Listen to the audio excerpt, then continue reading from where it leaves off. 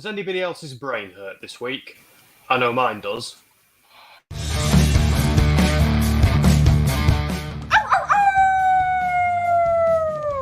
Hello, this is Shotzi Blackheart, and welcome to Gimme a Whole Yeah! I hope everyone checking this out in Yorkshire and beyond is having a great day.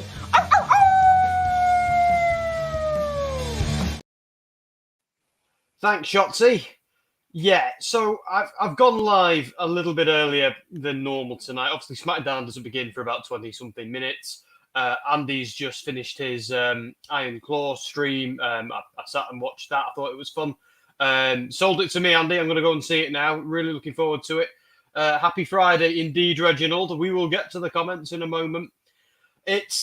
So I'm going live extra early tonight, and if you think anything's a little bit weird or different tonight, it's because I'm using a different computer. I'm actually using my wife's computer tonight because it's newer than mine. I generally use a Mac Pro, and she uses this funky gaming laptop. We kind of switched around because I think she has a better camera. And look, I was aware I had very blue eyes. Like, it's something people sometimes say to me, but bloody hell, they look additionally blue, extra blue for SmackDown tonight. So I'm on the right brand, that's for sure. But yeah, so I'm just gonna. This is gonna be a bit of a monologue. I apologise before SmackDown begins, but what a week! I mean, so I don't know if anybody was watching last week when SmackDown was on. We were here live. We were doing what we always do on Give Me a Whole Yeah. And when The Rock came out, like, we knew he was coming because we already knew he was in the building. So it made sense that he was going to be on the show. But a lot of people were unhappy. And I saw the social media storm kind of begin in real time. I didn't get to bed till 4 a.m. because I was just kind of monitoring the media response and the fan response, just seeing what was happening. And then we kind of, it went on all weekend, and I just watched as things evolved. Then we did a stream on last Sunday night, and it just feels like an eternity ago now, that stream. It feels like an eternity ago. And I'd been in the pub and I'd had a few drinks. But I just didn't know what I thought and what I felt about that whole situation. I was disappointed that it appeared that we weren't getting Cody versus Roman. I was certainly happy with the prospects of getting The Rock versus Roman. I mean, that's something me and a lot of other people have wanted for a long time. But I didn't really want to have it at the expense of Cody and Roman, if that makes sense. I kind of wanted to have my cake and eat it. I kind of wanted to have both. And I do agree, like, I agreed with the idea that The Rock versus Roman, they can't just do it any time. It's got to be in the right moment. It's great for business. Some people just kept on shouting the word business over and over again, like that cured every argument or solved every issue. It didn't. And we were launching Whole Yeah Hot Takes this week as well, but we delayed that because everything's changed again. Now they're saying that they flipped it on its head, and now Roman is up against Cody again, and we don't know what The Rock or Seth are doing. So, see, Mark's saying, we'll go through the comments in a moment. Like, Mark is saying it was obvious it was a work. See, I'm not so sure from some of the things we've heard about backstage and what was going on. Like, if it was, then they really did a great job, because they've certainly turned Cody into a Daniel Bryan-esque figure. So bravo. But I'm sometimes with WWE, we give them too much credit, and we think they're cleverer than they sometimes are with certain things. Like, there's part of me wants to believe it's a work, but there's another part of me who's a little bit more cynical, a little bit more, I don't know, unsure, not convinced that it might be a situation they wanted to do. Like, don't get me wrong, I think they always had good intentions. I think they always had a plan, and I'll go into what I think some of those plans were going to be and what they could do now in a moment. But this could have been the case that they were trying it on. They thought they weren't expecting the backlash, if you like, to what went on. But maybe it was a work, maybe not. I don't think we know for certain. But I have heard evidence to the contrary. And if you're wondering why my blinds are going, I think that's my dog who's messing about down here. So Matthew was saying the fact that The Rock is no longer in Mania events is BS, but he might be, Matthew. We don't know what's going to happen yet. Let's be honest. There's a lot of stuff that could change between now and then. We've got several months to get to. So you are probably going to see The Rock doing something with Roman Reigns or Cody. Something's going to happen. Like, it kind of has to, even if not at Mania. Whatever they're doing, it's like I started the stream. It said my brain hurts this week, and it hurts just because of how up and down everything has been. So there we are. It really has been a difficult week, to the point where I nearly took a break from wrestling for a few days. I nearly didn't even do this stream tonight, actually, because I was kind of thinking, do I just need a few days off from wrestling? Because it's just been, with all the toxicity online, the things with Vince McMahon, all that stuff, it's taken somewhat of a toll on me. And I did feel the need for a break, but I also thought it was probably more important to do it and get my thoughts out. So one of my initial thoughts that I had was, let's imagine they were to do Rock and Roman on night 1 of WrestleMania. I'm just going to let this stupid dog out for one moment. What is up with you, Finley? Eh? Normally, I'd go on a break and do this, but if the dog needs a wee, the dog needs a wee. Come on, then.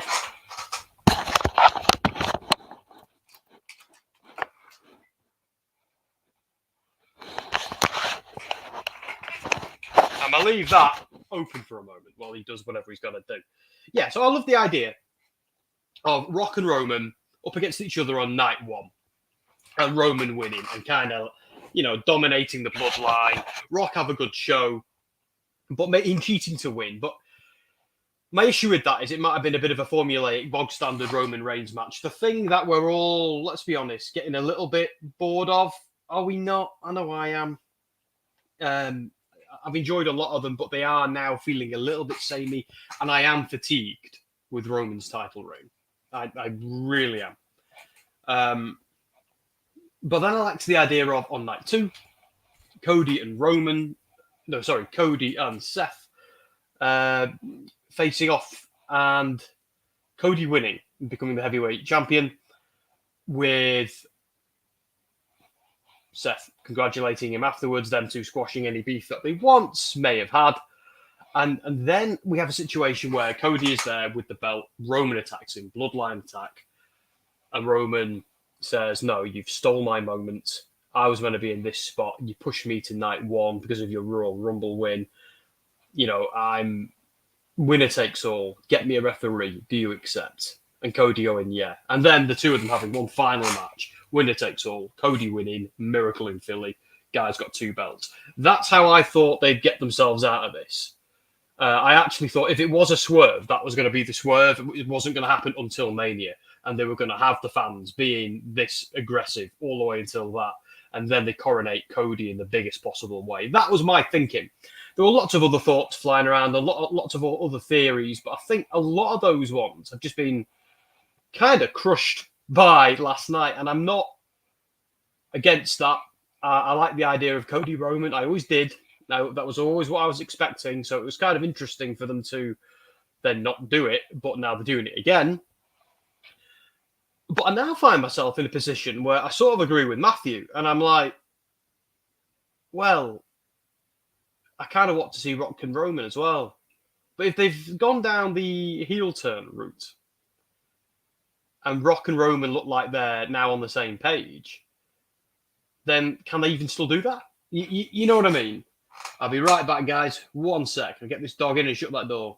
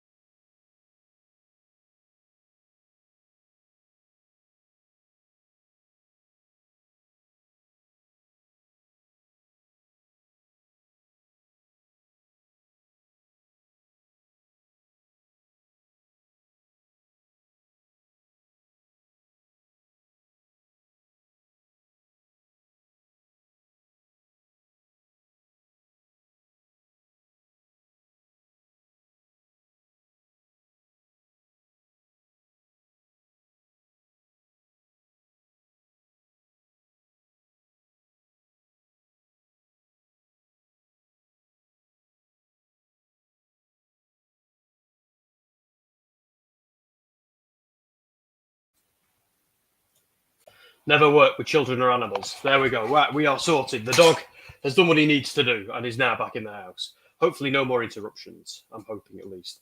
Oh, where's my overlay gone? Let's get that back. Bang, there it is. Okay. So I'm just going to respond to some of these comments because you've heard me fantasy book. So Mark says, Triple H will be live on SmackDown tonight to address the fallout from the kickoff show. What was that even about? Like, don't get me wrong, I enjoyed every second of it. It was great. But a kickoff show. So are we now even getting what are they going to call the pre-show at WrestleMania now? Now we've had it already 2 months early. I'm so confused. But anyway. Nope, there's me saying hi to Mark. Reginald saying hi. Good evening. Cody will be on screen tonight. There is no Roman, I've heard. That makes sense.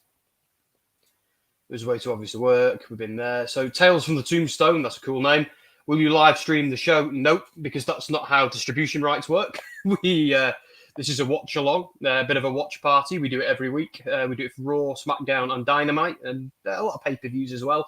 But we can't air WWE on our YouTube channel for obvious reasons. So if you want to watch WWE, it depends where you are in the world. If it's the United States, it'll be Peacock. If it's the UK, it'll be Discovery Plus or anywhere else.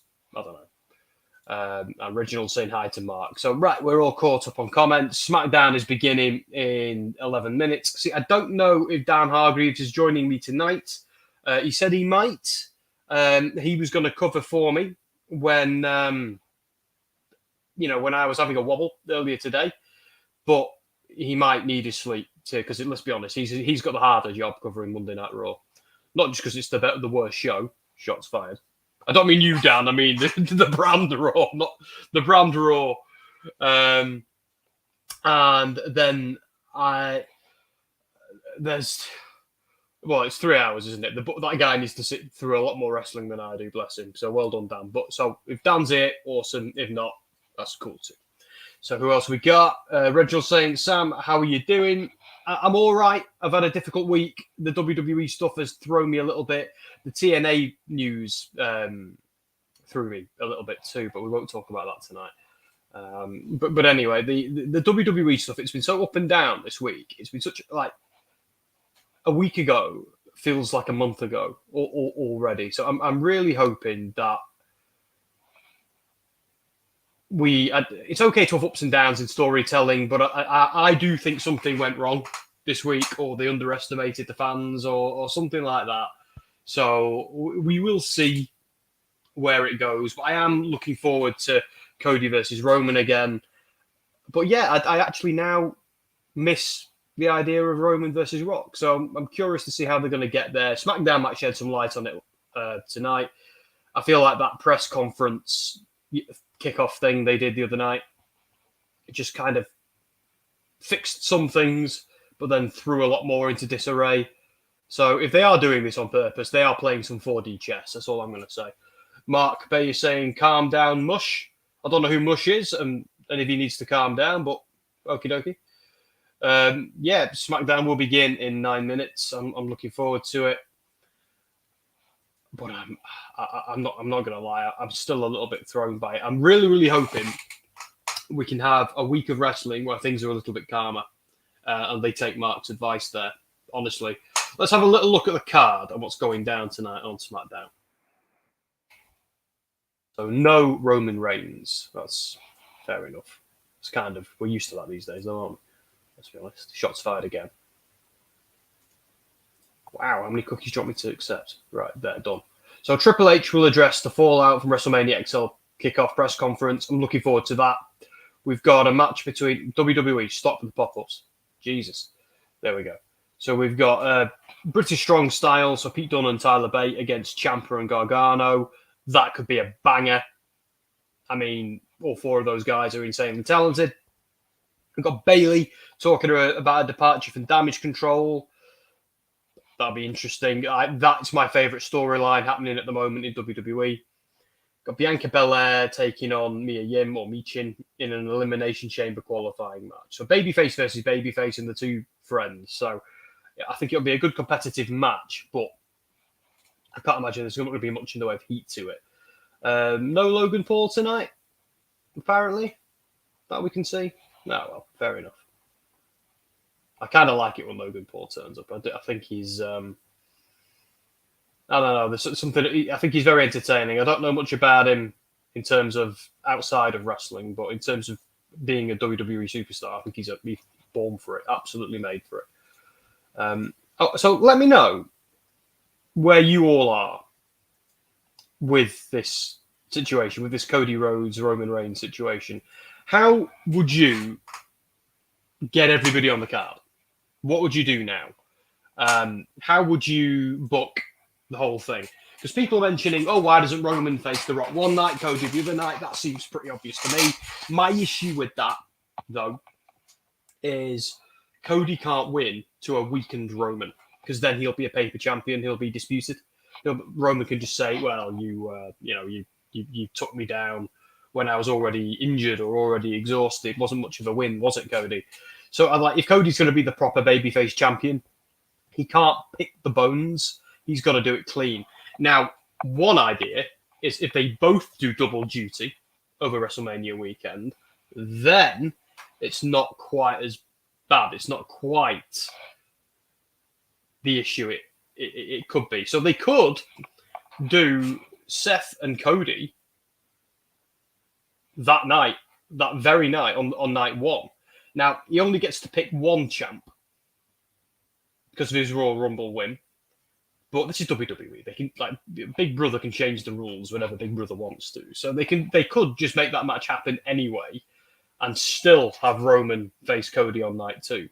But if they were to do that, I think they need Roman to face The Rock on night 1. That'd be amazing. Then both of them have those two matches then happen. And then we have the other match on night 2. That's just me fantasy booking. That's just a bit of theory crafting. If you've got another idea, feel free to share it. I don't mind at all. That's what the comments are for. Again, I'd say there's no wrong answers. There aren't at this moment. There will be there because obviously that's where it's going to happen. But at this moment, anything can happen. SmackDown might shed a little bit of light on what's going on. But it feels to me that The Rock has sort of joined the bloodline. Again, it could be another swerve later on. A lot of people are predicting that. But I'm not so sure. Like, The Rock was at his best when he was a heel. You know, that was, let's be honest, when he was Rocky Malveia, or I forgot I struggle pronouncing his name. But when that was the case, they fixed it by turning him heel. And he became a superstar. He was born a little bit like Roman Reigns. Remember when they were shoving Roman Reigns down our throats as a babyface? One thing I've always been a little bit sure of is Roman himself wants to have some time away. Now, I don't know anything about his health or anything like that, but let's be honest, he's had some health problems in his life. The guy's beaten leukemia multiple times. That takes a lot of doing. So I understand if Roman needs to take a little bit of time away, and this is why I sympathise with his part-time schedule as well. So one thing I don't think they can do after Mania, like some people are predicting, is have Roman win and retain again. You know, some people are thinking, is this a swerve? Will The Rock do something to ensure that the bloodline can't interfere? Is this all just a big play by The Rock to get rid of the bloodline? Could he challenge Roman, not for the title, but for the position of head of the table, tribal chief, and then disband the bloodline, make them obey him, leaving Roman isolated? And then there's the thing, where's this going with the Usos? Are they going to face each other? Are they going to kind of unify, get back together, and be a tag team again after that? Is the bloodline going to turn on Roman, such as Solo Sikoa? Like, Solo Sikoa going to reveal himself to be a mastermind and take out Roman because he wants to be the tribal chief?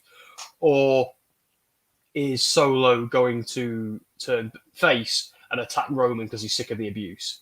I don't know. I'd love the idea of Sami Zayn factoring in as well. And I do think Sami Zayn has got a big singles match coming his way at the Royal Rumble. Gunther's an option, but so is.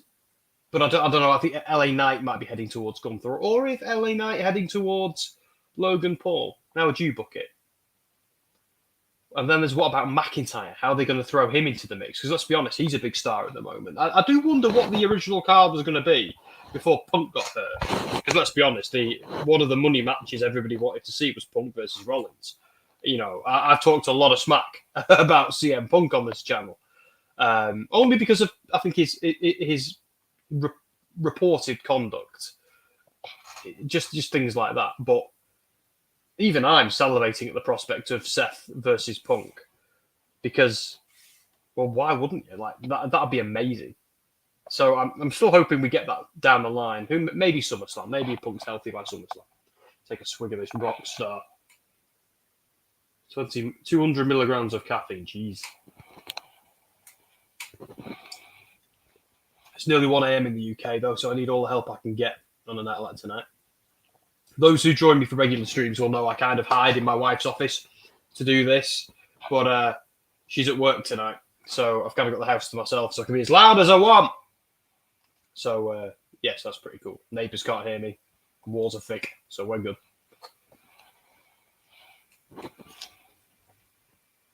That's all right, that. I'd have another one of them. So, done with the energy drink. You know what it's time for. Oh, yes.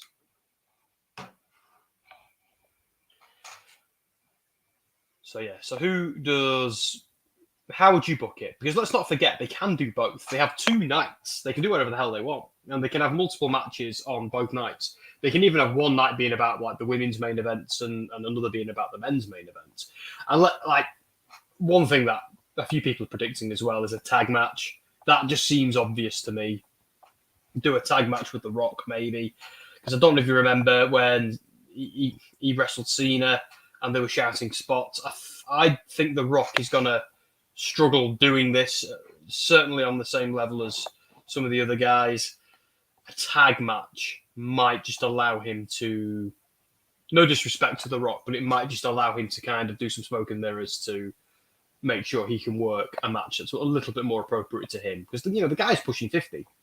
So, you know, he's not going to be The Rock of old. It's that simple.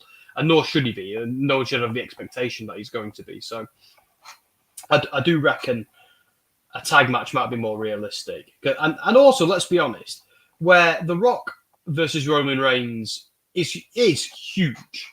And the family connection between them as well makes it extra interesting. So no one's ever denying that it was a good move, especially to get casual fans back involved. But was it going to be a better match? Come on. Than Cody and Roman? Of course it wasn't going to be. Unless they did a lot of drama, a lot of smoke and mirrors to make it really, really fun. Which they probably would have done. Right, so SmackDown is starting. So I'm just going to make sure it's loading. There we go. Watch live. Let's go.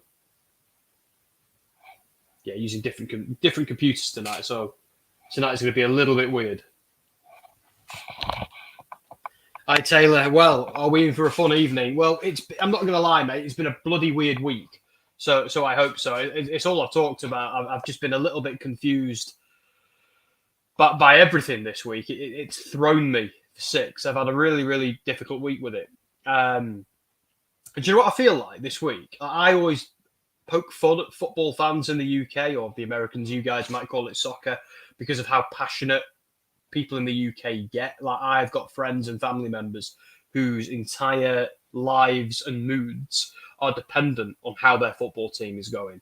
And I've always looked at that like it's completely alien. I've never understood it. And that makes it a bit of a lonely existence in the UK, because like if you don't like football or don't follow it, like there's some people who just will not tolerate you at all or speak to you. They can't get their head around that you're not part of that. You know, but that is a little bit how I felt this week. I felt a little bit like that. I felt like a football fan whose team keeps losing. So, and I've never really felt like that before with wrestling. But here we are, and it's I just hope things are a little bit more chilled out now. This is a really new feeling for me. I've been a wrestling fan for, what am I? I'm 36. I've been a wrestling fan since I was about 11 years old. That's a long time. So I've seen it all. Richard Upton's in. Hi, mate. How you doing? Love to know what you guys think about what's going on. And thank you for joining me for SmackDown. All the usual crowd are filing in now. I've been live for 20 minutes, you know, guys. I know you weren't to know that, but I did it just because I was kind of sat around twiddling my thumbs and I thought, I'll go live. Jason said, I'm sorry I'm late. It's all right, mate. I don't do a register. Yeah, there won't be a test at the end. You're allowed to dip in and out whenever you want, mate. It's only me who's not allowed to do that.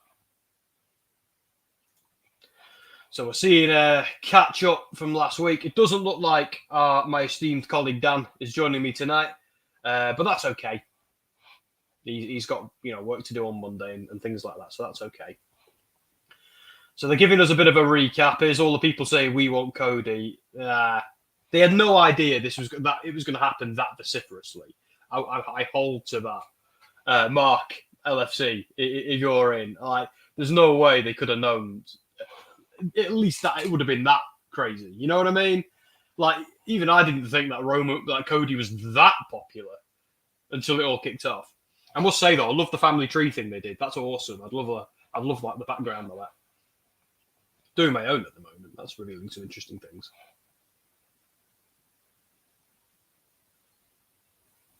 Seth Rollins as well felt a little bit surplus to requirements, didn't he, in that whole exchange? And what's with The Rock and him? Not The Rock, Roman and him. All these names, all these R's.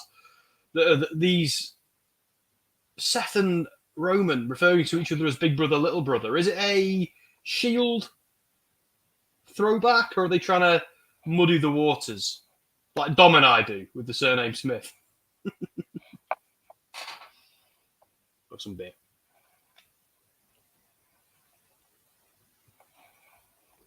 Oh, that's better. Jesus. I have a feeling tonight is going to be one long recap. They need to drip feed us some more story tonight. You know what I mean? There needs to be something significant. And I'm still a little bit surprised they did this press event. I wonder how long they were planning it, because it feels a little bit to me like Damage Control. Do you know what I mean? I don't mean the pretty awesome stable that we've got, who I'm now officially renaming the Kabuki Sky Pirates. But it feels a bit... Oh, Cody getting slapped. Like they did it just to say, whoa, everyone chill out. We've got a plan. I know they've done things like this before, but couldn't they have just done it all on SmackDown? I don't know. So they're being very, very clear that match is back on. Just like Cole was very, very clear that the Rock match wasn't confirmed on Raw. So the fans are happy again. At least a segment of them again.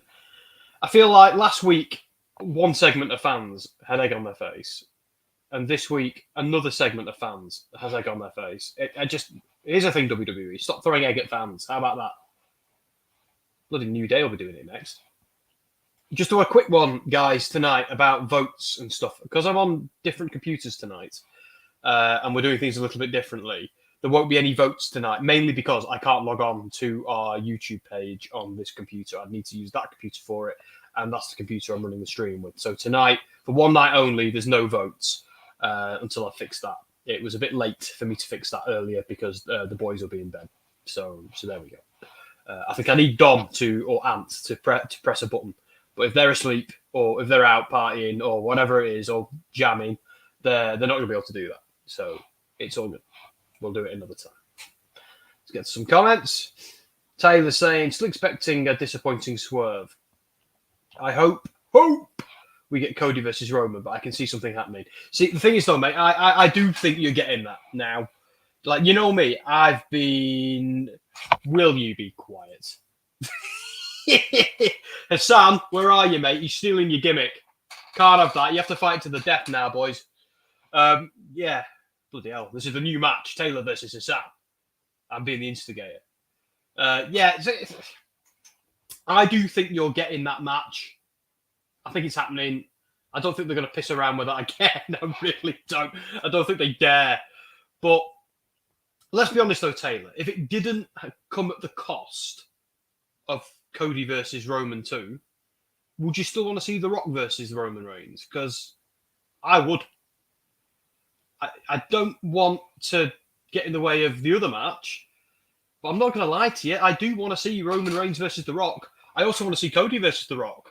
I want to see Seth Rollins. I want to see everybody versus The Rock. Of course I do. That's one of the things that cemented my fandom. Back when I was 11 and 12-year-old me. Sorry, comments are moving fast now. I'm going to catch up. Jason saying, I get why people are mad about The Rock taking Cody's place, but I didn't expect the crowd to boo him. But yeah, I don't think anybody did. I don't think anybody did. Like, I was shocked. I'm actually shocked that they did that.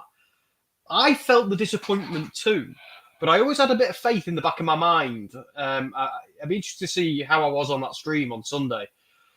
The back of my mind, I always thought, this isn't it. Because if you were to fantasy book that, every single angle, it just doesn't work. There's always something that gets in the way. Like the idea of Roman holding the belt and Cody doing it at SummerSlam.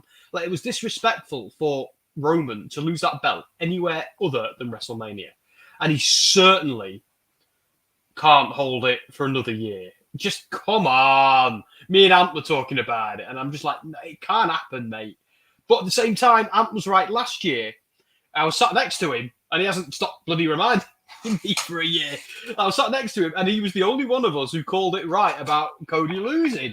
When that happened, when that 1, 2, 3 happened, you got me, Dom, and Dan going, and you've got Ant just laughing his head off. And on the bus ride home, and on the plane ride home.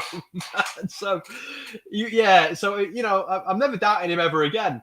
But I feel like they keep pulling the rug out from under us, and I just want to kind of get my feet just stable on the rug and not have it keep pulled from under me. Does that make sense? I don't know.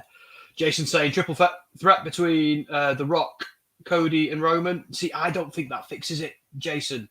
As awesome as that would be, I don't think that fixes the problem. In my mind, this is just my headcanon, and I'm prepared to be wrong, and it's okay to disagree with me. I'm only one guy. But for me, I think both matches need to happen at Mania. There's 2 nights. But I also think if Roman does double duty, Cody needs to do double duty. That's the only fair way of doing it. And I'm fine with that. Oh my God, that'd be awesome. But I don't see any other way without then underutilizing The Rock or screwing a few things up. I don't know. It's my position on Sunday when we did that stream was, here's what I like, here's what I don't like, let's wait and see. And I'm kind of still there, but I feel a bit better. I don't know about you guys. No instigation needed. I win by TKO, and that doesn't mean the board. Doesn't mean the board of directors. Yeah, Hassan, this is fighting talk, mate. When you come on, see what he's talking shit about you. I still want to see Rock versus Roman, but this was not the time. Yeah, I don't mind it being the time. My issue is not at the expense of the story they've been telling us for 2 years. You know, that was the issue for me. I'm all for it's good business, but do you know what matters more to me? Storytelling and match quality. Those 2 things matter way more to me. And the idea of, was it good business? I'm not so sure that was ever the right answer. I'm not so sure that was ever true, because burying, like, The Rock does not need to hold a title, have another title run in WWE. I love seeing The Rock. I want to see him wrestle a couple more times before he retires and goes back to Hollywood. Of course I do. But I don't want to see a title run by The Rock. That'd be stupid. Cena, I'm open to having one more, maybe. Get that record. Not The Rock. Like, The Rock is even a generation before Cena. Let's be honest. You know. But I do like the idea of The Rock versus Roman at some point. Let's be honest. We had Hogan versus The Rock versus Cena. We've had all these things. So I'm fine with having The Rock versus Roman Reigns. I think it makes a ton of sense. But again, not at the expense of a story they've been telling for 2 years. Yeah, especially considering the build-up for 2 years. I agree. WrestleMania match between Sam and Taylor. Well, we'll book it. I think we might, if we're lucky, we might get a Rascals wrestling promotion match. Maybe Taylor in Blackpool. I think they might book us, if I ask nicely. I'd also love Nick Aldis to look suave. Oh, I'd win. Nick Aldis looking suave. Nick Aldis always looks suave. It does my head in about Nick Aldis, right? And it's nothing he can control or I can control. He's my age. How does he do it? Look at him. I don't think he's younger. He looks younger than me or anything like that. I think he just looks so much more, I don't know, grown up than I do. I don't get what it is. All that time in the gym. I think he puts in more time than I put in. And I put in a bit of time, I'll tell you.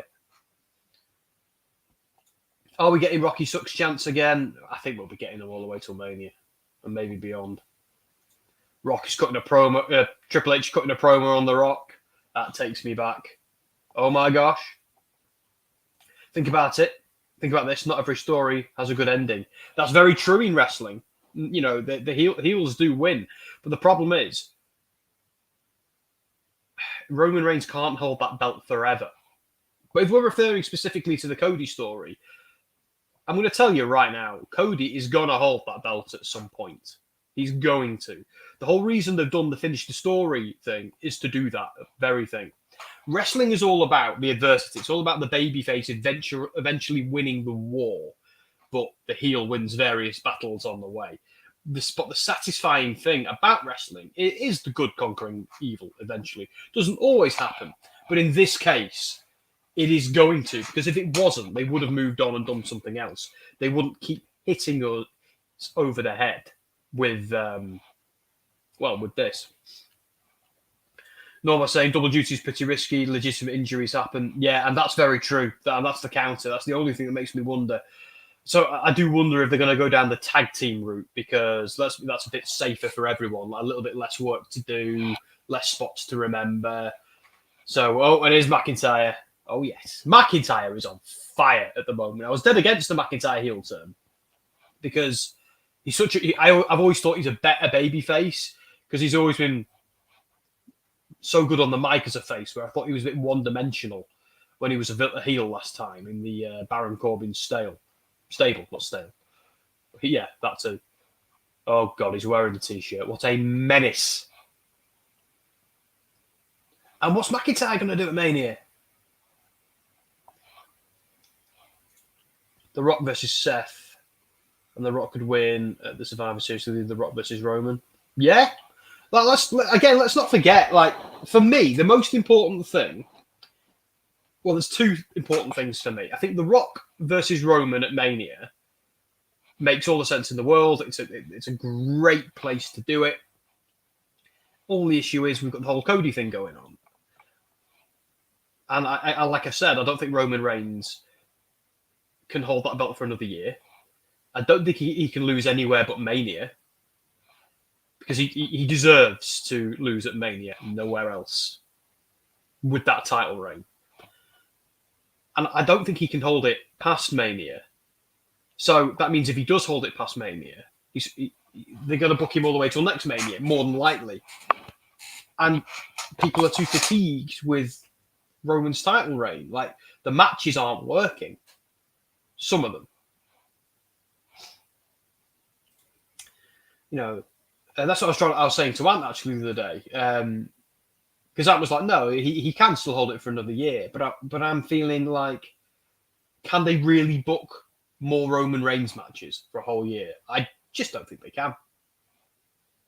I'd be open to seeing more Roman Reigns matches, but with a different dynamic, because the whole he cheats, the bloodline interfere, and he retains by shenanigans, that's getting really old now.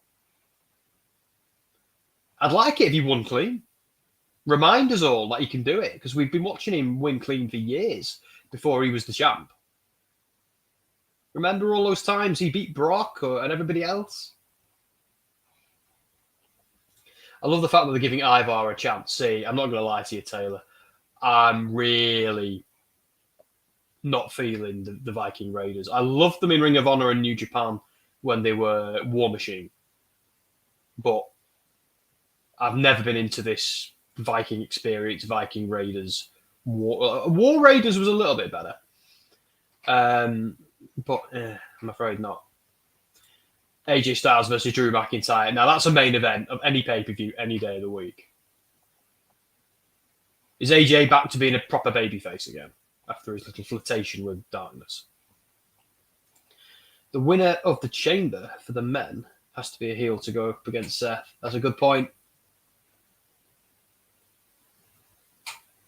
If that is indeed what they're doing, I don't know if they've said it on SmackDown. I haven't been paying an awful lot of attention. I've been talking to you lot.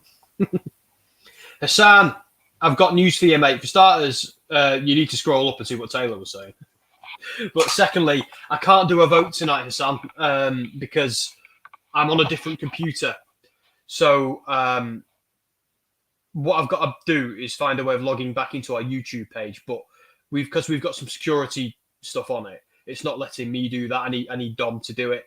And obviously, I don't want to ring Dom at 1 a.m. So we'll be normal business as usual next week. But right now, I'm sorry to say I've got no vote. I can do a banner, I suppose, if we're bothered. War Raiders were so much better. Yeah. And I feel like NXT booked them a little bit more seriously. Is that just me? I don't know. I feel like they're caricatures on the main roster, where when they were War Machine and War Raiders, I believed it. I kind of thought, yeah, these are two big, scary guys. Well, now they just look like two nerds cosplaying Vikings. And no, I wouldn't say that to their face. There will be no votes tonight, unfortunately, Sam, due to Sam having a few account issues. They'll return next week. I sincerely hope so. Let's hope I don't forget for an entire week to do that reset. But yeah, it's just the one night. I imagine Dan and Ant will still have them. I vote for AJ Styles. I'm voting for Drew. I'm not gonna lie to you. I'm gonna fantasy vote for Drew. No more outside interference in the Rock Cody Roman story. Clean wins or losses only. Oh, yeah, I hope so. Well, today is Shadow the Hedgehog's birthday. Is it really? When you say that, Hassan, do you mean, is that the first time he appeared on Sonic Adventure 2? Or is it something else? Because I adore Sonic Adventure 2.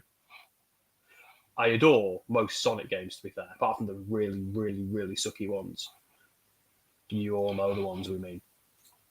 I'll Slack you to make sure you don't forget. You can bloody try, mate. I've got my notifications turned off. It's Friday night. Your picks for the Women's Chamber. Mine is Blue Brand, Naomi, Tiffany, Bianca, Becky, Liv, Raquel. Oh, I don't know, you know. I'm thinking, I did book this the other night, but I've had a beer and banked my head since then, so I don't know. I'm thinking Jade, Naomi, Becky, Bianca, Liv, maybe Shayna Baszler. I want to say Nia Jax, but I think she's doing something else. Yeah, maybe that. I feel like the women's roster is awesome at the moment, actually. I'm really excited for the Elimination Chamber. I love Elimination Chamber and I love the Rumble.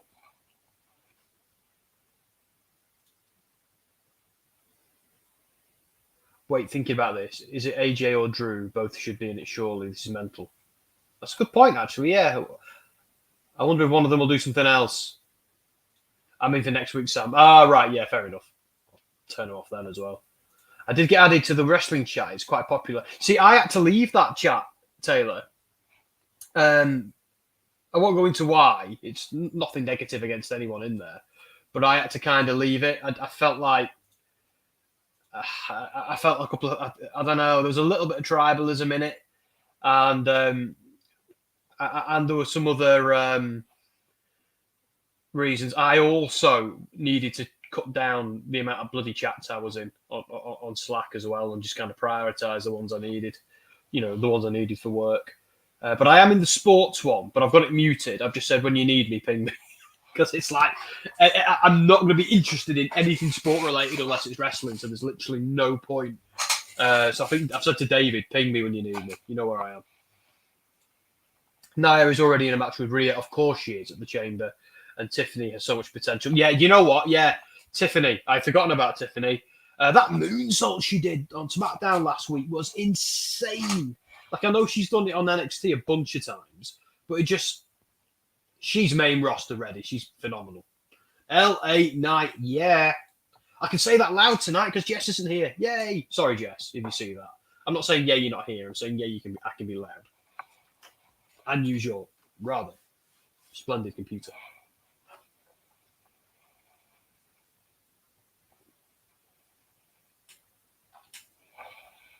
I've never said the word splendid in my entire life until right then. That's what one beer does to me. I'm joking, I've had a lot more. You wouldn't know it. You know when you go out and you have a few, and then you kind of sober up, have some coffee, feel like it never happened now. There's one hell of a size difference between those two men. Like AJ Styles is my height. So I'm just kind of imagining myself getting beaten up by McIntyre now. Although I can't do a phenomenal forearm. So waiting for a Naomi and Tiffany feud. That'd be cool. I'm so. Do you know what I'm still stoked about, and I absolutely loved is the Jordan Grace in the Royal Rumble. I'm still like over the moon about that. I just think that was brilliant.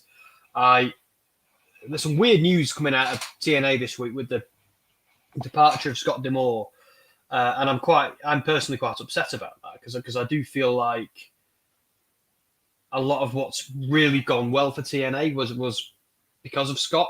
So I'm really hoping it doesn't kill the momentum, and I want nothing but the best for TNA. I really want them to succeed, and I've had a spring in my step since their rebrand. I really have, this week has just been such a bizarre week for wrestling news that I'm tempted to take a week off it. I just am. Although it's not going to work, is it? Because what I'm going to do when I've got to do something for WrestleSphere, I'll give you a whole year. Jordan Grace versus Rhea Ripley, any day. Oh, first yawn of the night. Came 20 minutes in. Well, nearly 15 minutes in if we count me going live early. But yeah, Jordan Grace versus Rhea Ripley, I'd watch that in a heartbeat. I don't think we're going to get it for a long time. Because I don't think WWE... If WWE do reciprocate with TNA and they send some people over there, I don't know if they'll send Rhea. I think they'll find ways to utilise some of their mid-card or something like... You know what I mean? I think that's just how they do it. Speaking of TNA, the Knockouts division, have a little look on WrestleSphere this week. You can see my interview with I'm so tired, I've forgotten the names, Havoc and Rosemary. Well, Rosemary's like my favourite ever. I don't know why I forgot the names there. But yeah, have a little look at my interview with Havoc and Rosemary. I really enjoyed doing it. The next interview that's going live is the one I did with Rossi Rascal. If anybody from PCW or Target are watching this, that interview is going to go live very soon. Just making sure one of the OPEDs can sit at the top of the website for a couple more days, and then we'll get some new content on there. But yeah, very excited about that. Also with WrestleSphere, if you want to see me talking to WWE, AEW, and TNA wrestlers, go and have a look at WrestleSphere because that's where you're going to find it. Not just me, Dom and Andy, and a bunch of other people as well. Because we have like an awesome pool of freelancers that we dip into as well to mix it up. Because if you see me, Dom, and Andy every time, you might get a bit bored. But it's usually us because it's our thing. We get a lot of help and support from Anthony and Dan as well.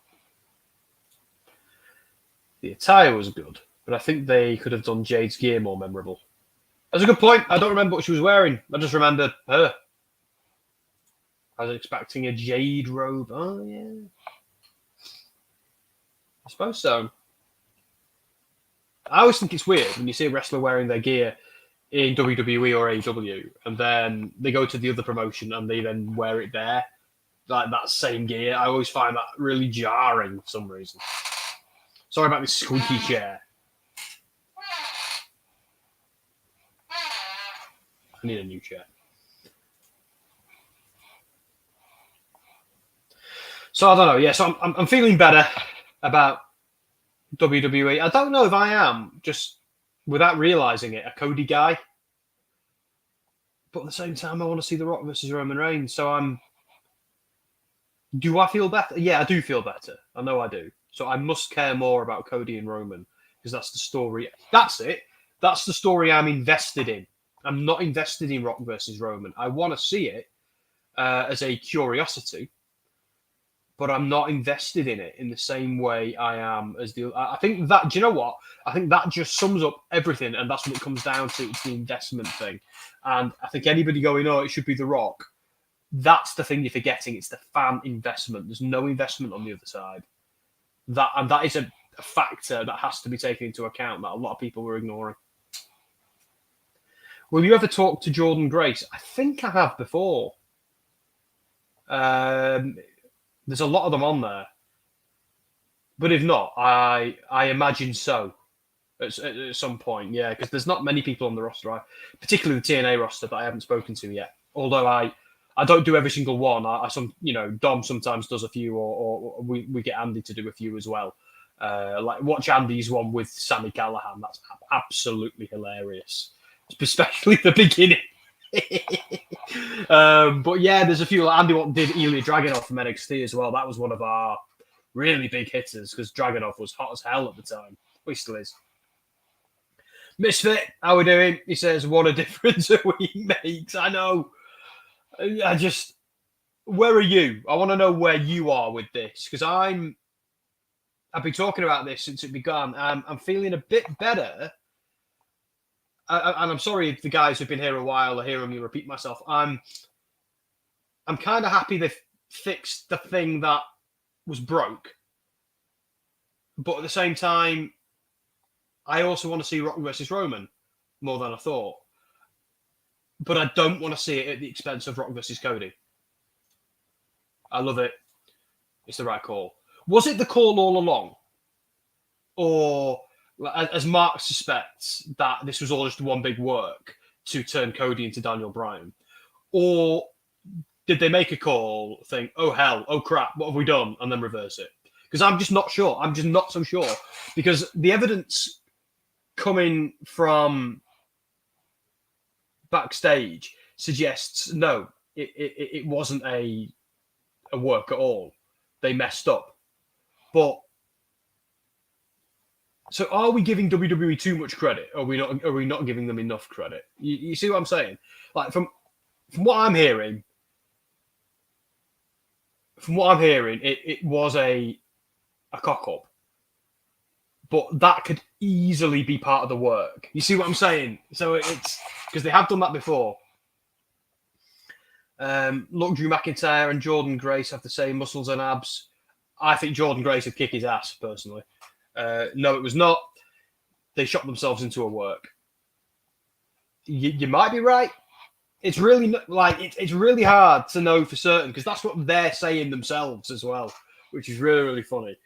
It's just like that. Like they want us to think, we're masterminds, but because it feels a little bit too awkward to be deliberate, in my opinion. You see what I'm saying?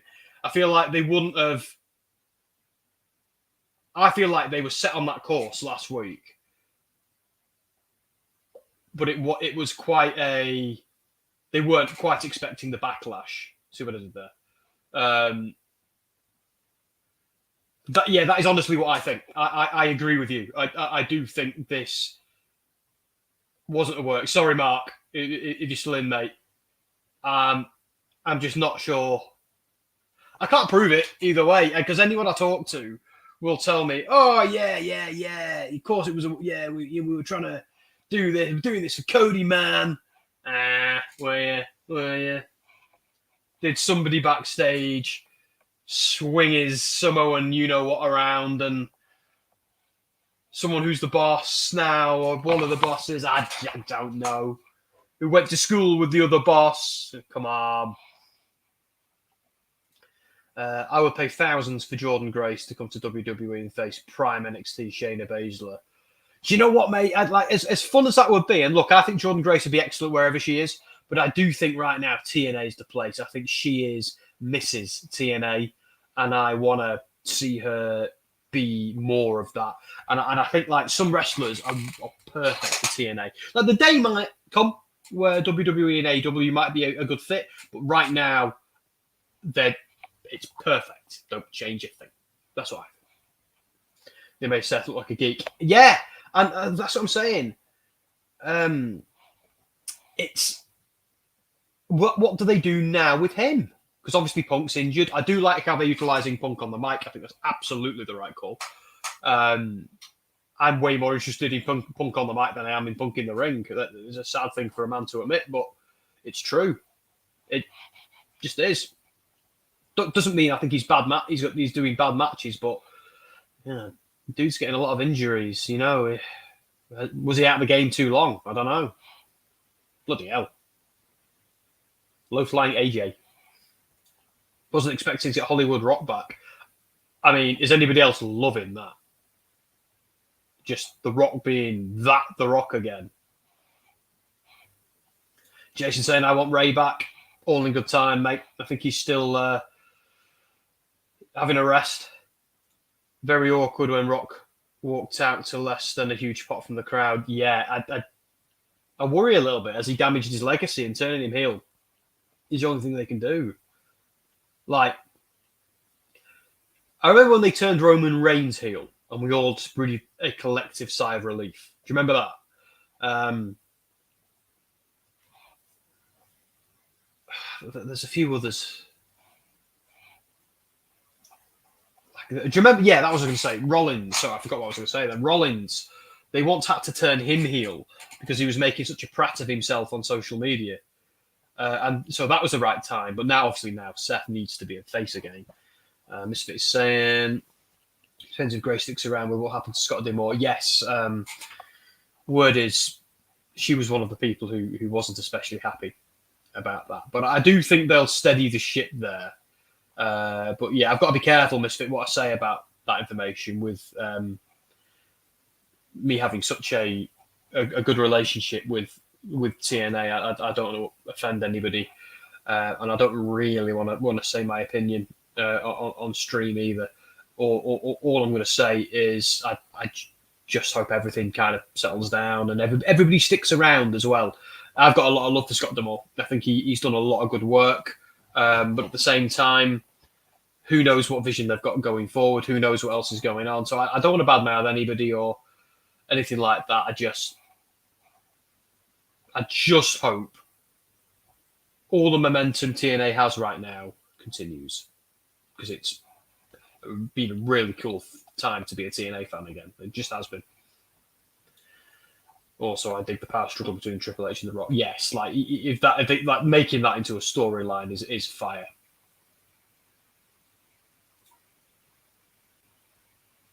Yeah, I'm not going to address again. I personally, I'm not going to touch that with the barge pole, and I know you know why. You guys can, but I don't really want to have that on the stream because I don't want to I don't want to do anything to upset anybody there because I've got to eat. You know what I mean? It's WrestleSphere is one of the things that pays the bills. So it's not a lack of integrity on my part. It's just I don't want to talk about something I don't know the full facts about. Bailey should invite Dakota Kai and either Roxanne Perez and do another big name in the women's division. There's nothing better to do. See, Jason, I think Dakota Kai is Team Kabuki Warriors and Team IO. Randy Orton versus Sami Zayn qualifying match. Oh, sick. Bloody hell, Cody looks like Donald Trump. He's so tan there. Got the tan slap right off his face. Did do a little creative writing and have Priest versus Seth. Yeah. Do you know what I like the idea of, Norma? I like the idea of Balor going up against Seth. Because let's be honest, Balor and Seth are like the Joker and Batman to each other. Like their path has always been interconnected. Like they can't escape each other. They've been on this road together since the first Universal Championship feud that they had. And I love how Seth has been kind of getting one over on Balor several times. I love the idea of Balor beating Seth at Mania, finally having the heavyweight championship, and Priest cashing in and taking it off him. Oh, yes. I would love that. Who would have thought in a span of a week, Vince, Rossi Guara, and Scott D'Amore would lose their positions? Yeah. See, I haven't really been following the Rossi Guara situation. I've seen it like referenced on Twitter and stuff. But I'm not going to lie, I've been so busy with everything else. And I think any more wrestling news would have made my brain melt this week. I nearly keeled over and had a stroke at the Progress and Defy merger earlier today. But at least that's nice news. At least that's good news. You know. I guess, you know, with Andrade, I think he's great in the ring, and just they've got to do something that makes me interested, Jason. And right now, I'm just not interested in Andrade. I don't mean that just in disrespectfully, but they need a decent story to get me into him, to get me to want to watch him. They had it in AEW, and then they squandered it. So I need WWE to kind of capitalize and fix it, really. Balor versus Seth, and then Priest comes in, steals the title, leading to a power struggle of Judgment Day, and then Balor then beats Priest. Yeah, I like that. That would have to turn Balor babyface, I suppose, which he's very good at being, and they could do that at SummerSlam. Like, I do think Balor and Priest are on a collision course. And I do reckon, like, we need to have tension, don't we, in Judgment Day all the way until Mania. Does R-Truth play into that? Because I kind of get the impression that Priest is kind of finding a bit of a soft side. He kind of likes R-Truth. Like, he didn't want to take part in the beatdown. He understood why it was necessary, but he didn't want to take part in it himself. Although he did take part in the first one, the pre-initiation. But I don't know where, like, I kind of want R-Truth away from Judgment Day. I've got a horrible feeling, though, they're trying to do a Sami Zayn with R-Truth and the Judgment Day, with him being the tag-along who gets over and then becomes the People's Prince, like Sami Zayn did. I don't know. I'm not feeling that. Truth is a different kind of character to Zayn. Zayn was the tag-along, the guy who just hangs out with the cool kids that they tolerate, where R-Truth is too stupid to realise he's that. That Sami Zayn knew what he was doing. He deliberately degraded himself until he could stand no more. Where Truth doesn't know he's degrading himself. He thinks he's helping them. So it's not the same story. Progress X Defy, that's right, baby. I'm into it. I might need to set up my Progress Defy account again. Well, my Progress account again, and I can watch Defy. I love Defy. Defy's what made me aware of Swerve. That and Evolve, of course. God, I miss Evolve. Evolve was my bae back in the day. I used to love it when they did like the Mercury Rising shows on WrestleMania weekend. So good. And whose truck is that? Who dat? Who? It's a NASCAR driver. So I've got a bloody clue. I think Andrade would be in the fold after WrestleMania. Yeah, me too. Sal Ruka returned to action on tonight's NXT live event. Oh, nice. Has she been injured? I forgot about her. Big return on WrestleMania after Raw. Wait, WWE didn't add Andrade to the people to qualify for the Elimination Chamber? I don't know. I haven't looked at the whole list. Balor versus Seth. Great chance for the Demon to return. Yeah, because like the Demon has now lost twice in a row. They really need to rehabilitate that gimmick, don't they? It's pretty deadly. These two are hilarious, by the way, and in real life. Have a look at our interview with them from Money in the Bank, where Dom asks them for fashion tips, and I'm like, the camera's wobbling because I'm giggling. It's really funny. I was cameraman for that day. It was great. I love being cameraman.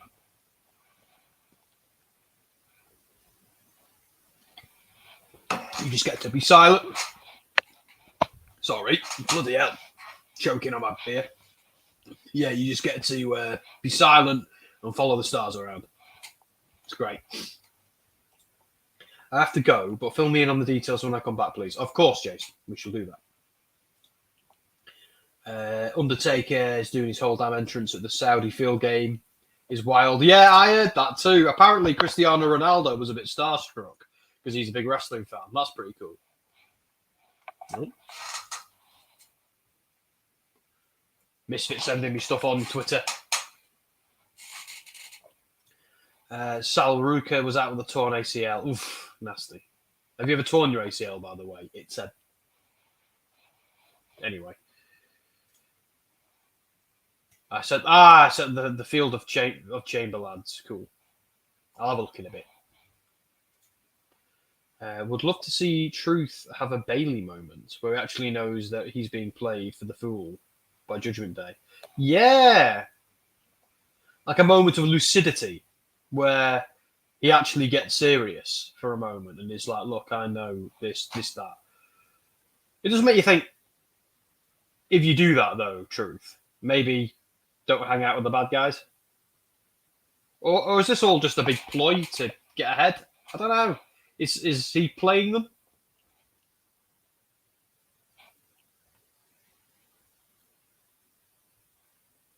But yeah, I do think that smart Truth, where it would be fascinating to see him just like have that moment of lucidity. Would it go against what he is? Because I'm not going to lie to you, I've never been a big R-Truth fan. I think he's a talented dude. Some of the stuff he did in TNA blew me away, actually. That spin kick thing he does is amazing. But I've not been a fan of his. Like, I hated the 24/7 championship stuff. I just fast forwarded it. I just couldn't be doing with it. Hated every second of it. I'm so glad it's gone and hope it stays dead. But I do kind of like what they're doing with Truth at the moment, but it has to have an expiration date for me. Judgment Day said they didn't mind if there was another Mammy, Michelle McCool, while reacting to WWE's Royal Rumble. Yeah. Does anybody want to see Michelle McCool? No disrespect to Taker's wife and her, but like, does anybody really want to see Michelle McCool in 2024? What's the appeal? We've got a locker room full of like really talented people. Like, was Michelle McCool ever really a legend? Come on, like, was she? I'm not convinced. I don't mean to disrespect her. I just feel like I just don't see the big deal other than that she's married to Taker. No, because that would be the whole point of Truth's character. True, but they could give him a moment of lucidity. I actually think that'd be excellent TV. As long as he goes back to being what he is after that, I think a moment of clarity, it would be okay. Yeah, as long as they did it right. Because they, like, there has to be drama in this eventually. I think, anyway. Pretty strong style versus DIY. Trips is cooking. He certainly is. A lot of people have been buzzing about that, haven't they? Has Bailey got a La Parka handbag? That's awesome. Oh, I just developed a whole new admiration for Bailey. And I was already thought very highly of it. Last comment. Hey, what? Truth and Miz versus two members of the Judgment Day. Haven't we had that a few times on Raw? Past couple of weeks? They could do it at Mania. Oh, that's what they're going to do at Mania, isn't it? See, I I don't really want to see the Judgment Day embroiled in too much more comedy. Well, I think that goes without saying. It's like saying she's more of a legend than Eva Marie. Of course she is, but I don't think of Michelle McCool as a WWE legend. I just don't like of the women's division. Like there are plenty of women that I do, and like I don't know. I barely even remember her original runs. Dakota's coming back tonight. Bye now. All right, dude. We'll see you in a bit. Here is Bullet Club. Good brothers.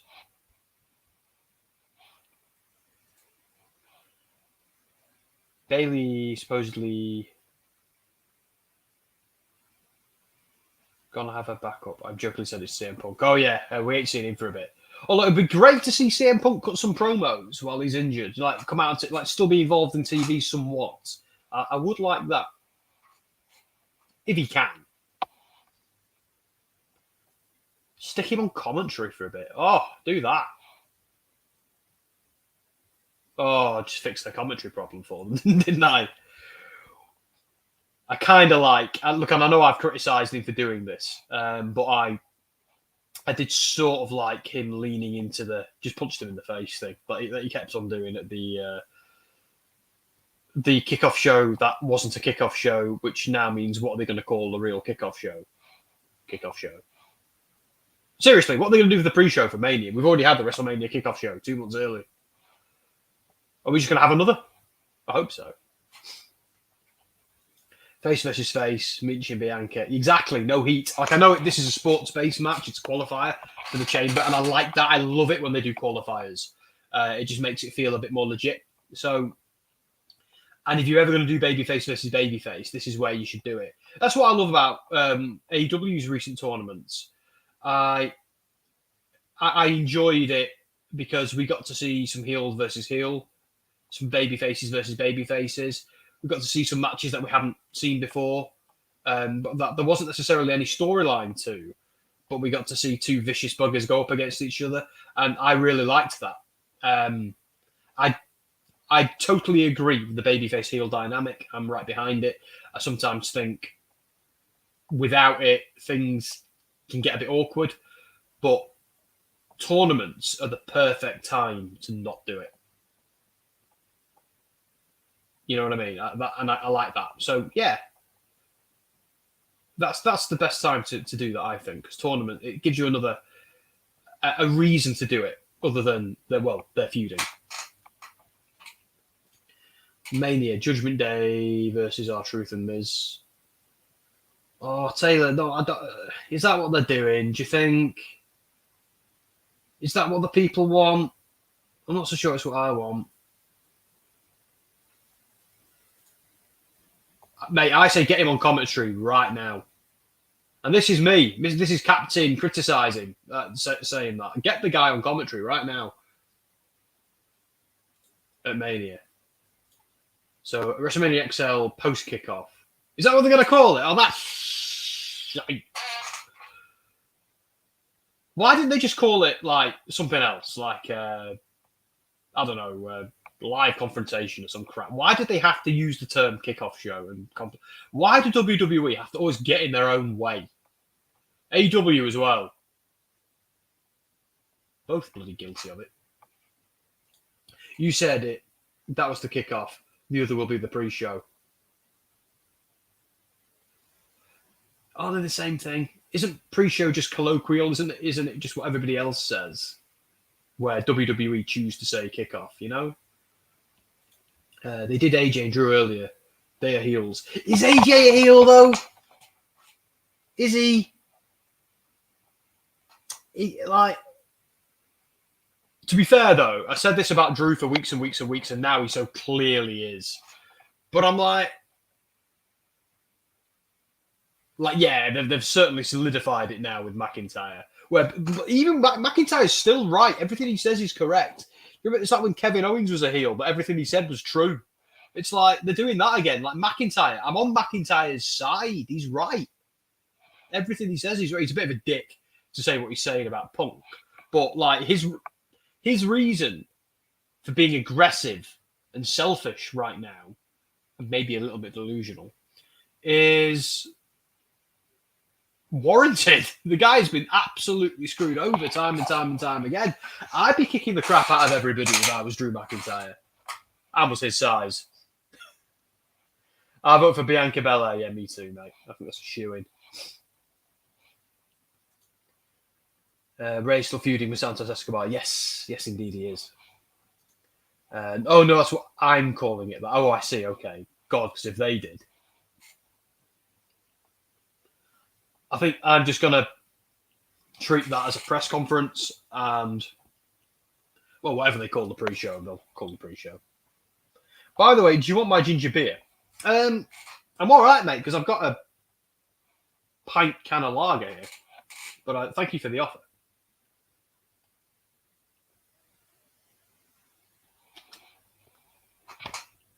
Nearly did it again.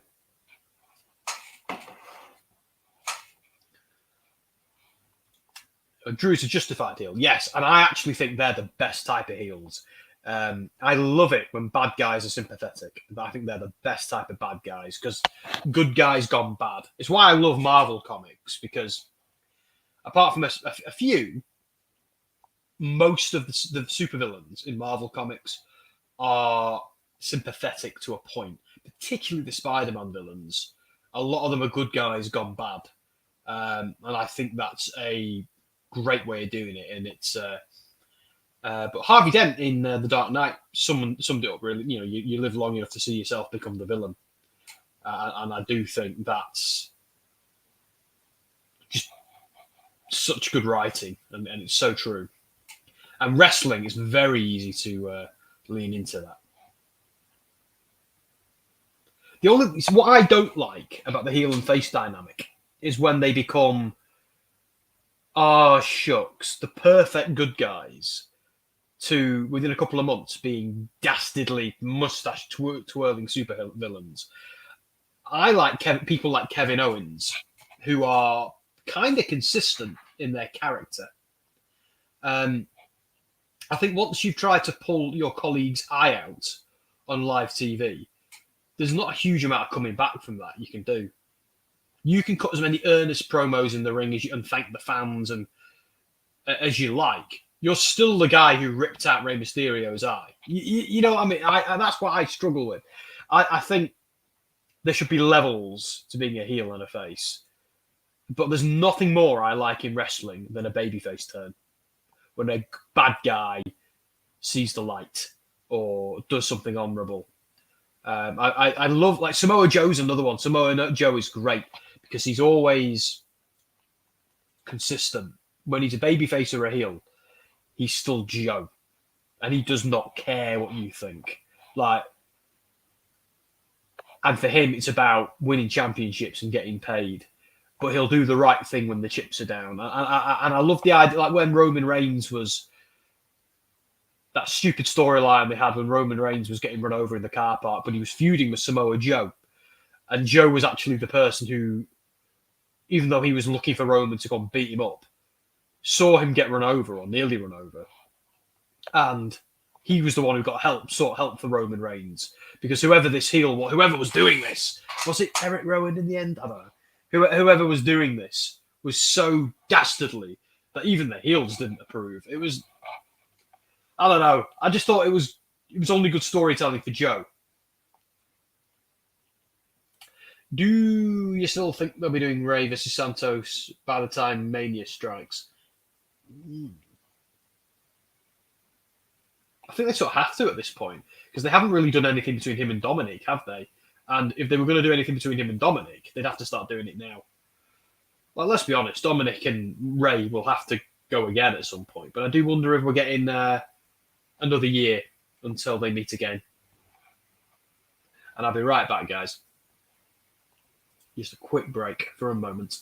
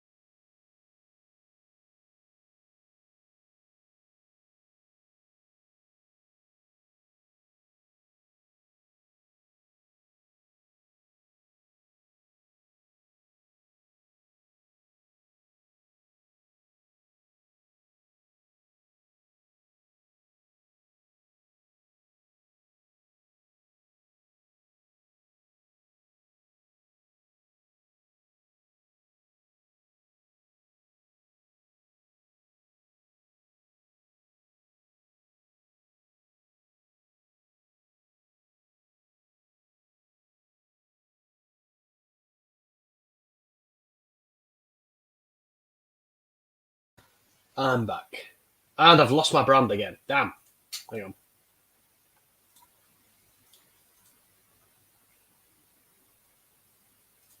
Boom. And it's back.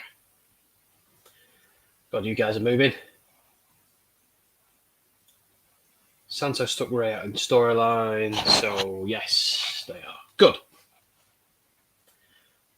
Off-brand. Bad Bunny versus real Bad Bunny. Off-brand Bad Bunny versus real Bad Bunny. Is that is that the guy they brought out a couple of weeks ago? I have no idea who that was, by the way. But I'm 36. But I think Dom would probably know who he is. Dom pays way more attention to the music industry than I do. But I'm I don't know. All I know is I like my the bands I liked 20 years ago. You know, I do discover new ones and I'll add them to my my list, of course. And I'm very pro Taylor Swift at the moment as well, only because all the bad guys of the world aren't. Santos even said he hopes Ray gets an infection, gets his leg amputated. Yeah, why say all of that just for a Judgment Day feud that ended it? Yeah, agreed. Bianca wins, pretends to be shocked. So yeah, let's be honest. Like, people think I've got real beef with Bianca Belair. I think Bianca Belair is amazing. She's one of the best, talents WWE have. I just find her heel persona boring as hell. That's it. I've said it before, I'll say it again. The boys were laughing at me at Mania because I was because I really wanted, because I'm a big Asuka fan, I wanted Asuka to win. I want Asuka to win everything. I don't care if she's a heel or a face. I'm like the only person in the crowd at Mania last year cheering for Asuka. And then she lost. I was like, I'm sick of her bloody losing at Mania. It's getting on my wick. It's really getting on my... Anyway. Bron Breakker's talking to Triple H.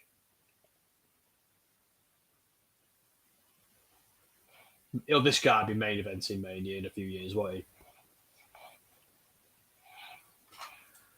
Is it the blue brand? Tiffany, Naomi, Bianca. Tiffany versus Zelina, maybe Naomi, Dakota Kai. I don't know. Yeah, Dakota Kai ain't cleared. Yeah, not for a bit. Misfit saying, do you like Wade Barrett and Corey Graves on commentary? I love it. Yeah, so far so good. I also like that McAfee's back.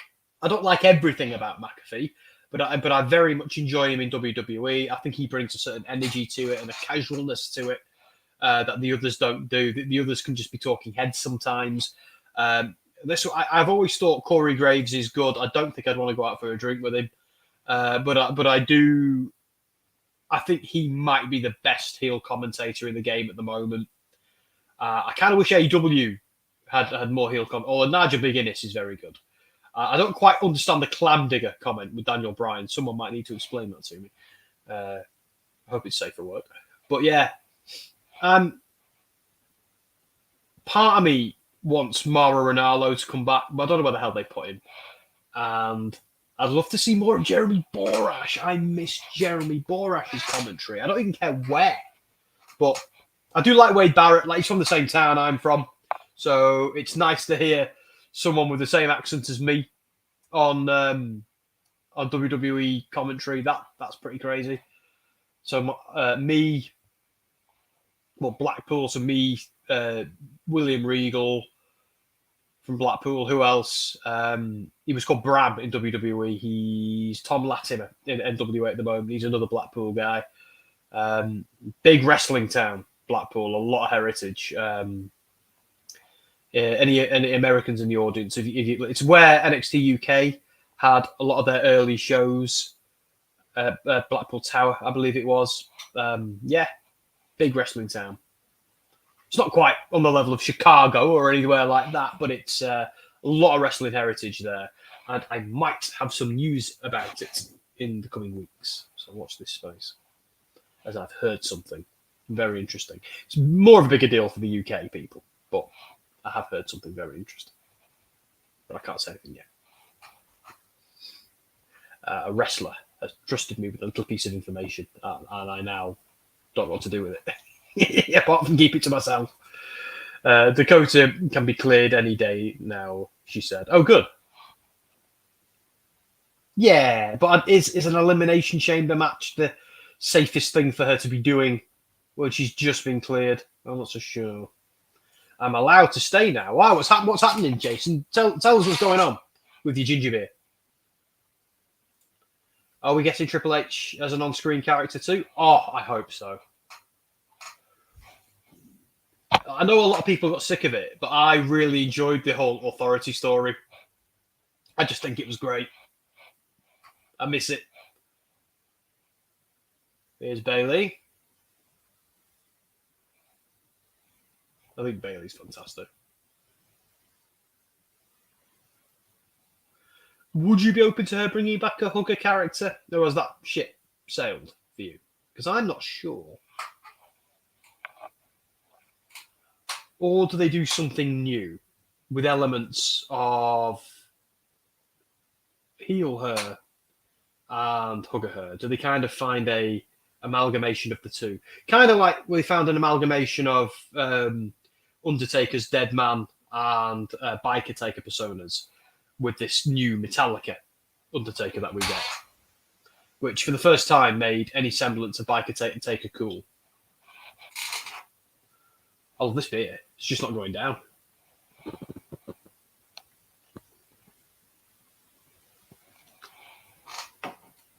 Is Bayley a little bit too smiley, babyface? I mean, wasn't long ago she was calling out the crowd. This is what I mean about the heel and face turn. I think it needs to be more gradual. I hate it when their personalities just flip overnight. That, to me, that's what I loved about whatever they're doing with AJ right now. What they did with McIntyre, it was a bit more gradual. They just got meaner. See, I'm still not convinced AJ's fully heel.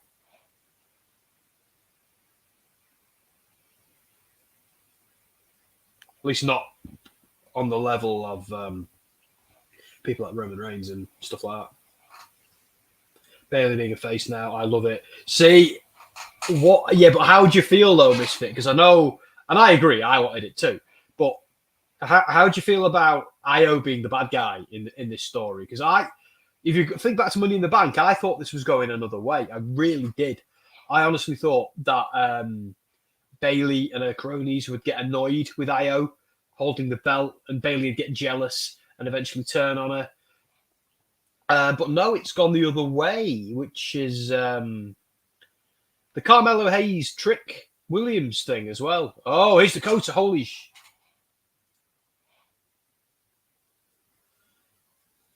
Well, this is interesting.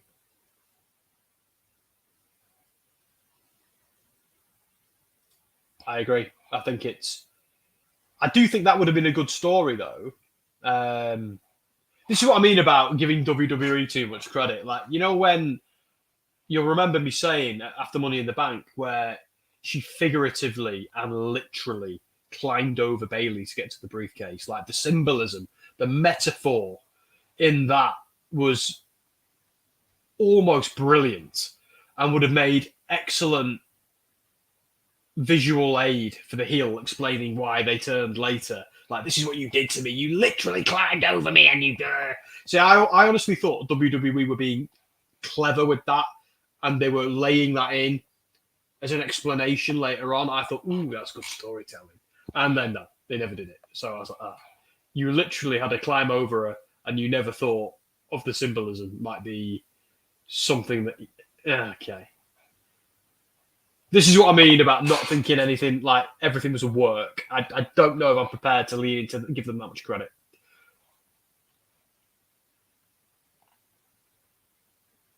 But to be fair to WWE, they had their WrestleMania plans laid out, and then CM Punk got hurt, and they had a scare with Rollins as well, didn't they, a week before? So, I don't know. You got to do what you got to do.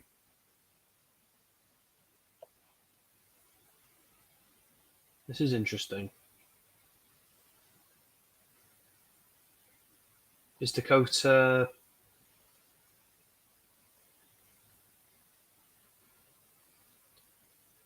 I don't know. Doesn't make sense for Bayley to have any allies, does it?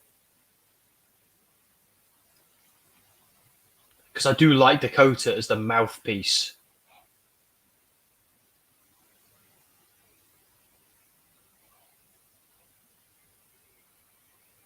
I can tell you're all absolutely fascinated by this promo. You've all gone quiet.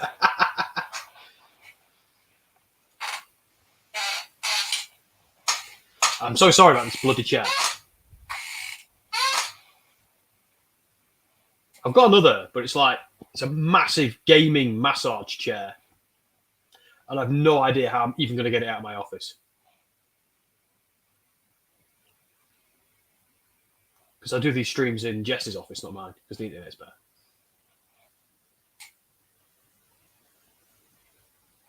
First world problems, isn't it? Having two offices in the house.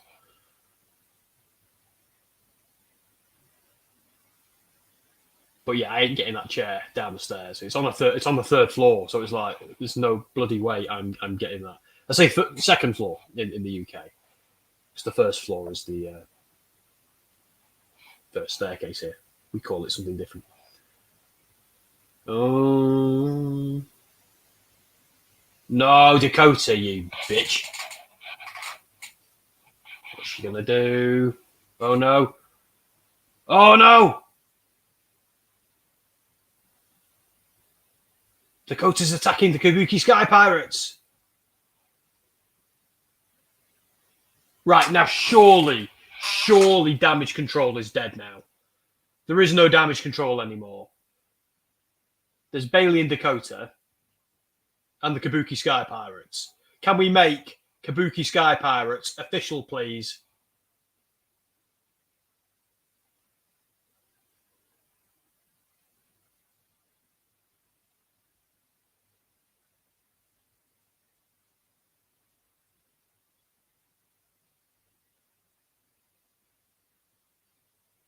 This is interesting.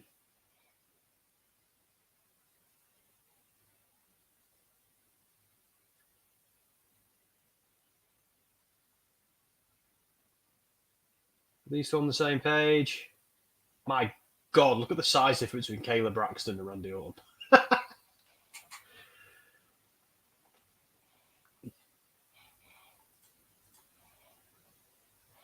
Or because Punk got hurt with his fast injury history, WWE may be reluctant to put him in the middle of anything major storylines in the future. I think they will, but I do now think WWE have got to have a conversation about CM Punk. Because it seems to me he has a match and gets injured. He's out for 6 months, has a match, gets injured, and he's out for 6 months. It could just be bad luck, and obviously injuries happen in this, but I don't know. If you're very injury prone, if you know, I don't want to disrespect anybody or anything like that, but you've got to eventually you've got to make a call with it is difficult.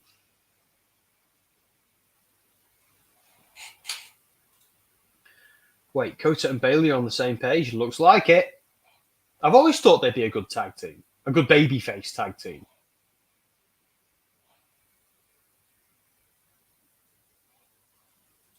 God, it's only 2:10. 50 minutes of the show left. Oh, here we go. This is the one we've all been looking forward to tonight, isn't it?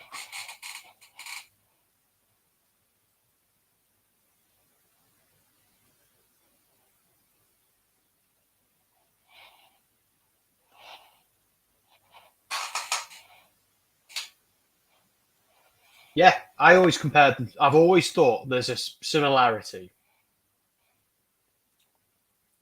Told you Dakota is Bayley. They need to make it a 3-on-3 to make sense. Yeah, but who are they going to get? Who's number 3 in that equation? I do kind of now like that. It's a shame they're not going to have the voice piece of Dakota. I thought that was a great way of using her.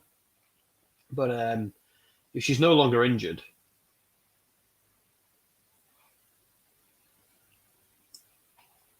yeah. But I do think the Kabuki Sky Pirates as a trio, they're super marketable. You know, 3 of New Japan's biggest killers, or well, Japan's biggest killers in general.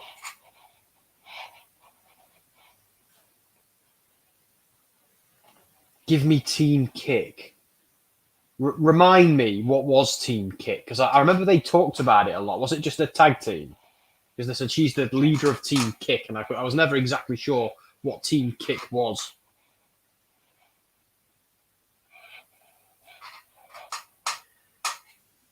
What do people feel about this? You know what I mean? But she wrestled in Japan as Kana, didn't she? Where did she wrestle as? I'm not going to lie, I don't follow women's wrestling in Japan. It was Kota and Nox. Yes, it was. It just didn't last long enough, did it? I think. The Team Kick stuff. Could they get Nox in there? Or is she busy with somebody? Yeah, she's busy with Natalia, isn't she? It's only a matter of time, though, before Natalia gets mad and lariats her. So, why don't they just get that over with?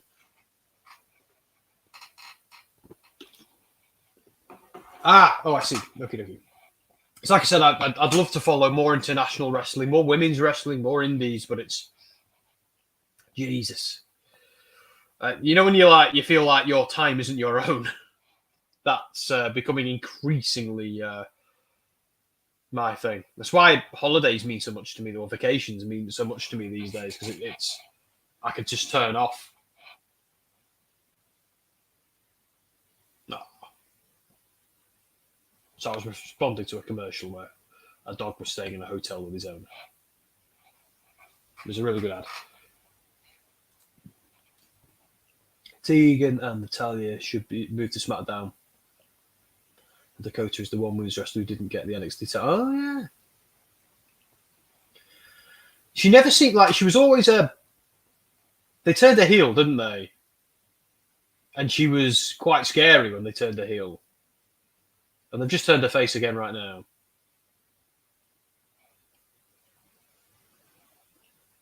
I feel bad for Natty at the moment because she's always been a very reliable and entertaining wrestler, but it's, you know, her pedigree, her feuds with Charlotte, so she's done so much, but I feel like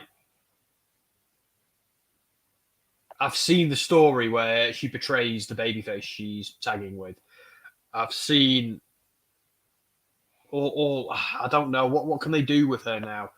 Like, is NXT... I sometimes feel like it's a bit of an insult when they send veterans back to NXT.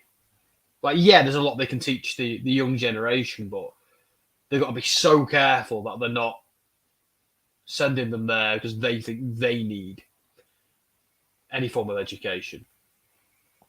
Like, Baron Corbin gets to be a supervillain there and tag with Bron Breakker, so it's working out quite nicely for him. But the problem with Baron Corbin is they booked him with too many stupid comedy gimmicks. Like this bum-ass Corbin that everybody in the world seemed to think was funny. I thought it was terrible. Every moment of it. Hated it. Had to fast forward it. It's not clever. It's not funny. It's just... no. But the worst. The time to pull the trigger on Dakota as NXT champion was against Raquel. Yes. And they didn't. Yeah, that's true.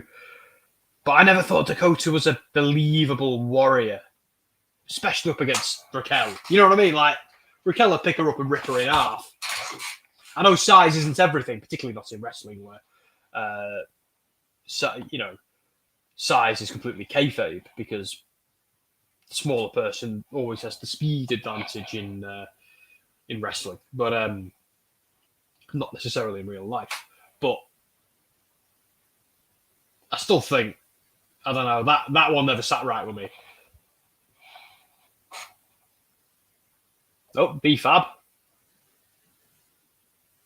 Called B-Fab because she B-Fab. That was a great promo. Then just teased Kaylee Ray Raquel match and never. Oh yeah. God, I remember Kaylee Ray from back in the day in ICW. It's only a few hours away from me, that promotion.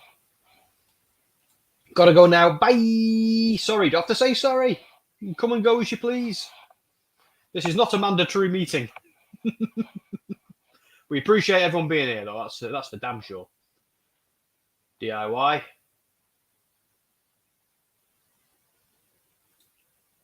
They had Mandy Rose beat Raquel.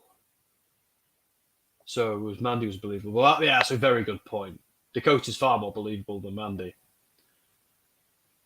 But didn't Mandy cheat? Isn't that the point? Like she couldn't beat her clean. That's what I'm saying. Like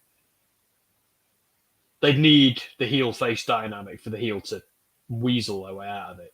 Because there's no reality where Dakota Kai or Mandy Rose, even together, beat up Raquel. There's no, like, I refuse to believe that. There are some things. Yeah, exactly. Heels. Again, there's no a competitive match between them. It just isn't believable. Raquel is a monster. Most men in the world, like large blokes, wouldn't be able to beat her up. She'd kill them. Bronson wins by interference by the Final Testament. Do you know what? I'll tell you why. I think it's because in the WWE lens, they thought Mandy Rose was a bigger star for two reasons. One, because obviously Mandy Rose is like WWE's paradigm of beautiful. Not necessarily mine. Look, I know I'm married to a blonde girl, before anybody points that out. But where Dakota Kai is a little bit more alternative. And because Mandy had been on the main roster, that instantly gives her some gravitas that Dakota, bless her, didn't have. But I do agree, like, who's the better athlete? It's quite obviously Dakota Kai. However, I will say that, what were they called? Mandy Rose's stable. I forgot what they were called. They were excellent. Toxic Attraction. They were superb heels. You know, they were just like three very attractive women who had all the gold that they cheated to get and did everything they could to get out of wrestling. And unlike someone like Eva Marie, it was actually fun to watch. And when it all, like, it's a shame how it all ended, but that kick by JCJ to, what she used to be called Priscilla Kelly, forget her name now. That was amazing. Absolutely awesome. Which is why I'm still salty that Triple H thought Raquel was good enough to end IO's title run. Yeah, that's a good point. They didn't seem to... It's almost like they went from IO to confusion to Mandy Rose before things kind of healed. Because I actually thought Mandy Rose was a superb champion. Not from a wrestling point of view, but from a character point of view. I thought that storyline was very entertaining.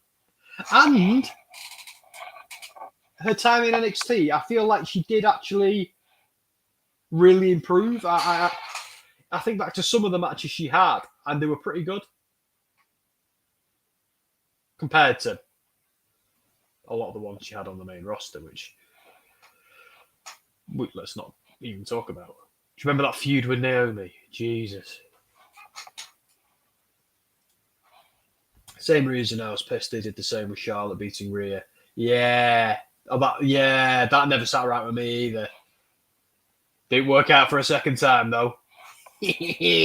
Oh, I was in the building for that. The Schadenfreude was almost unbearable.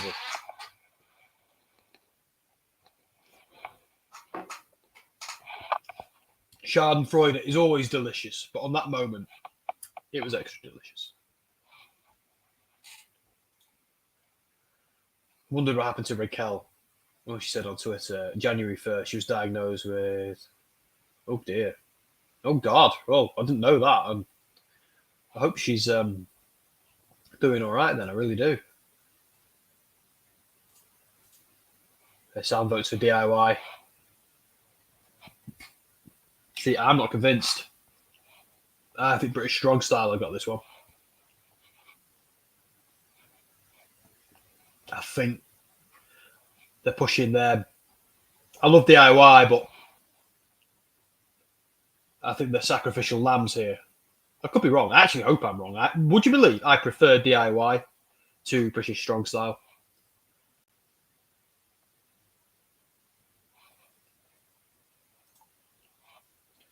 Rhea should have won at Mania 36. Clean.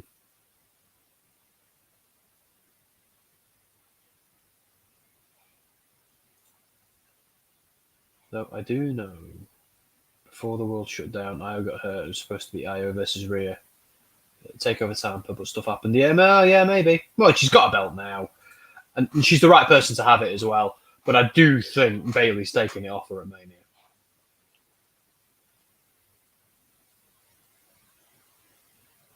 I also think Lynch is probably taking it off Rhea as well. If not, it'll be one hell of a coronation for Ripley. But I do think in the past couple of years, no disrespect meant to Bianca Belair here, but I think Lynch and Ripley are the two for me now. They are the two. Closely followed by, I suppose Charlotte and Io. But I'm also a huge Bayley and Shayna Baszler fan. Not just Shayna Baszler, because she's been my Warhammer buddy on Twitter.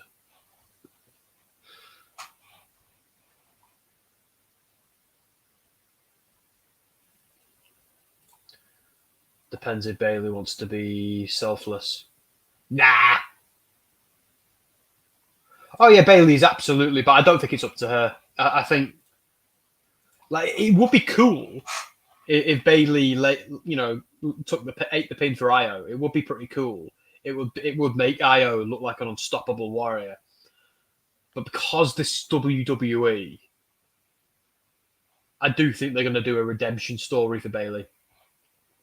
And I think this is going to be all about, dare I say, being the misfit and not fitting in a group, being pushed out of a group, whispered about, then sticking up for yourself and overcoming the bullies. I genuinely think this is the way WWE are going to go with that, because they like to imagine their audience are full of 8-year-olds, and that is the story they like to tell.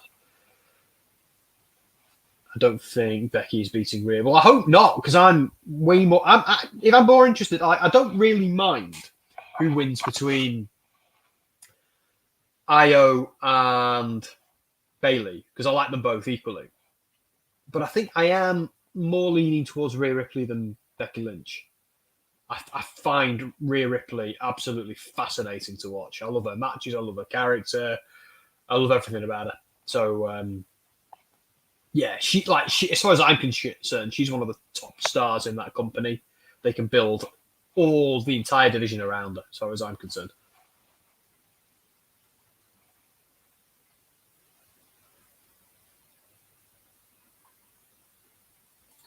Orton versus Zayn is a real treat. Please give them a decent amount of time for a great match. Yeah, that's a good point. And it's face versus face, isn't it? But Orton is a bit more of a slithery character. So we'll see what happens there. Who wins? I know we're going to find out in half an hour, but who wins that? Because the buildings... Yeah, you know what? No, Randy has to win, because he's currently being protected and he needs a win after what happened at the Royal Rumble. That was amazing what Tyler Bate just did. Bloody hell. And that was awesome what Pete Dunne just did. So, yeah, I think Sammy has to lose. Because how do you make the underdog from the underground the underdog? You have him lose a few times and then start winning. They're doing this whole contender story with him, aren't they? So, it could be an upset. But my money's on Randy. This tag match is the most black and gold NXT. Yeah. Oh, I miss it so much.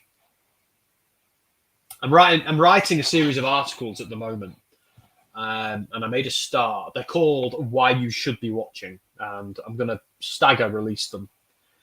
On, oh, we're going to get handshakes. Yeah, we are. Fist bumps all around. Come on, Johnny. But I found myself writing the Ring of Honor one, and I wasn't struggling for things to say why you should watch Ring of Honor, but I found myself talking about NXT Black and Gold and how those years of NXT and Ring of Honor's rise. You remember they had the Bullet Club going on, and they had like Kenny versus Cody and all of that. There felt like there was a lot of synergy between Ring of Honor and NXT Black and Gold. And I always felt like, well, I know this is a fact because wrestlers have told me this is true, but I know Triple H was kind of not copying Ring of Honor, but was inspired by its spirit, or almost. And you can go back and see that. And that's one of the things I always loved about Black and Gold. It was doing a version of WWE that I longed for. Wasn't quite the sports entertainment thing. And even AEW doesn't do that.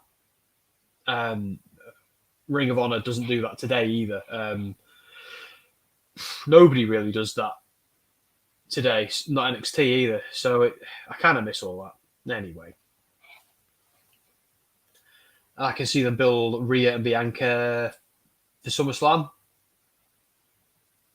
Works for me. After Sammy's promo on Raw, Sammy needs to win. I think so too. But I hope he does. But I could also argue Orton needs to win. Does the match get a screwy finish? Does it get a WWE finish?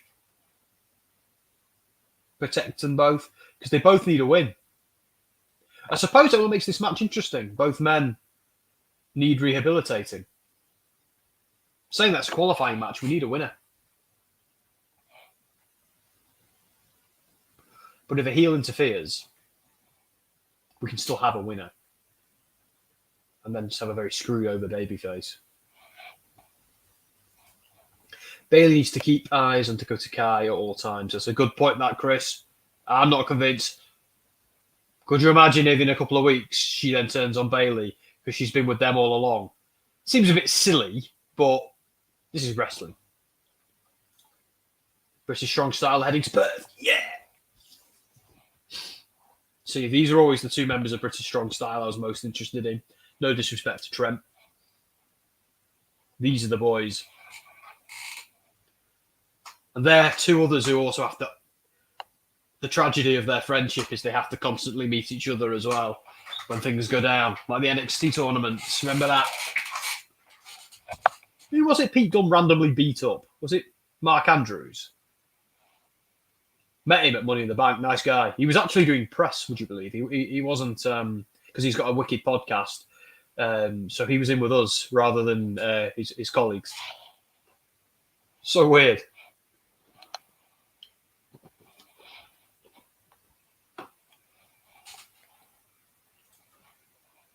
2K has dropped a screenshot confirming Isla Dawn. Ooh.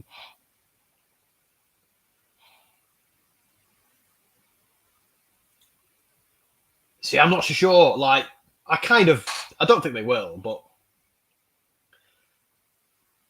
yeah, I think they're more likely to do a couple of tag matches, aren't they? But this is WWE, and they are fans of doing things like that, aren't they?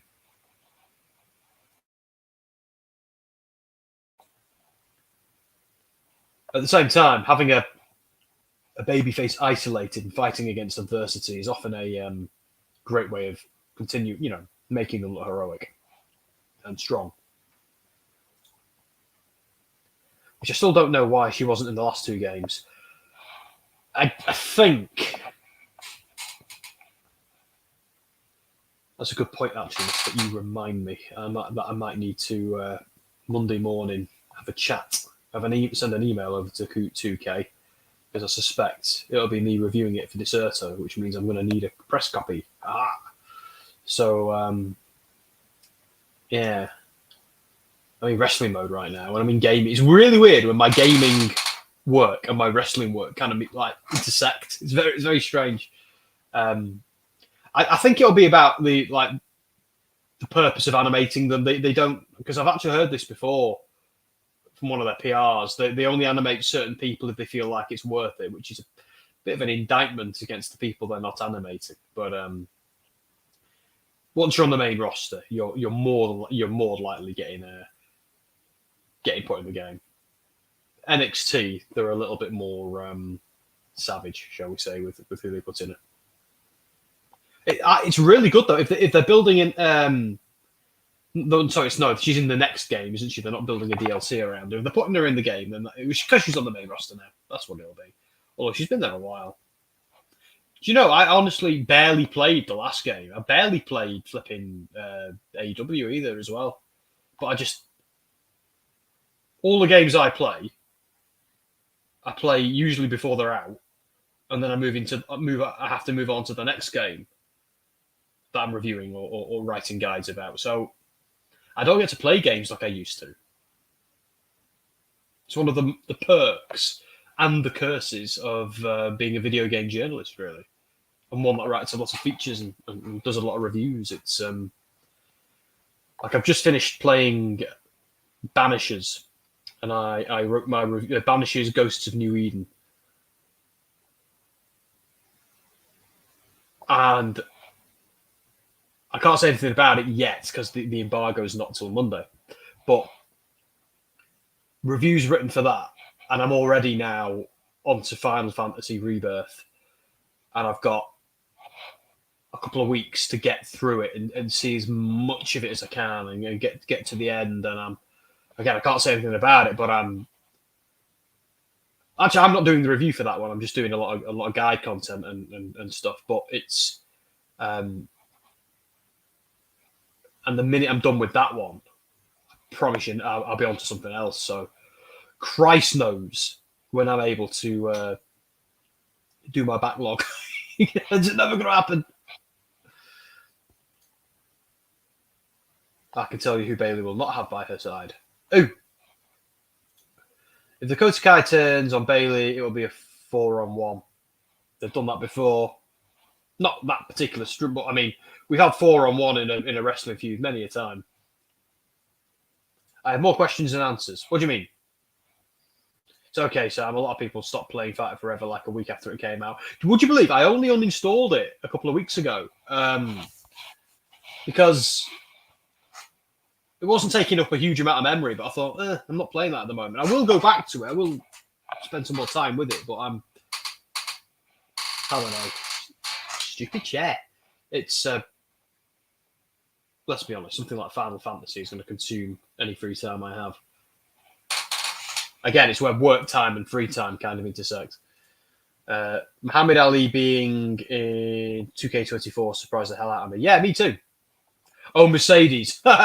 Lol. She's going to Boston. Could you imagine if she doesn't turn up? I'll piss myself. Can't wait for Elimination Chamber. It's going to be ace. This chair's getting worse.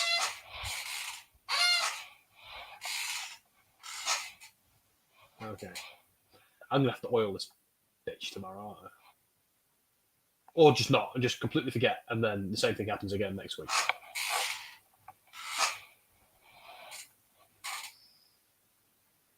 I like Mysterio's tattoo.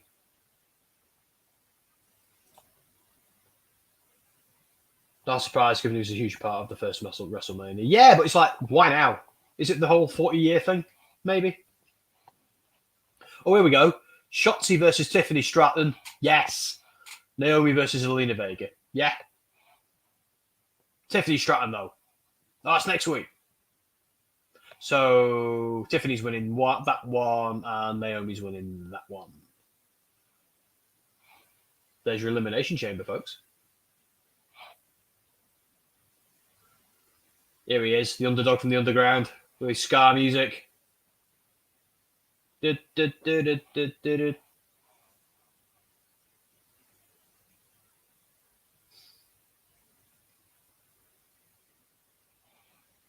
man bun city in this promotion at the moment. And AW.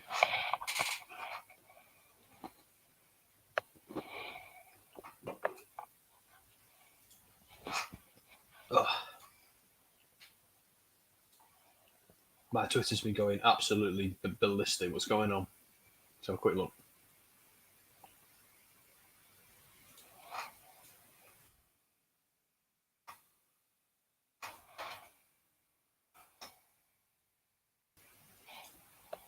And here comes Randy.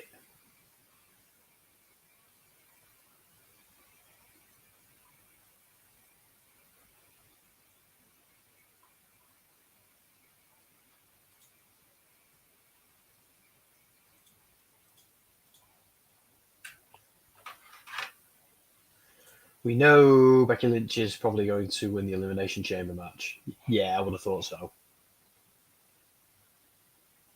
Although, after what's happened this week, God, anything can bloody happen. I know I said it a lot at the start of the stream, and that was over 2 hours ago. I would like just a couple of weeks of no more massive news. And I'm not just saying that because I spend a lot of time operating and working on a wrestling website, but WrestleSphere, by the way, if you don't know.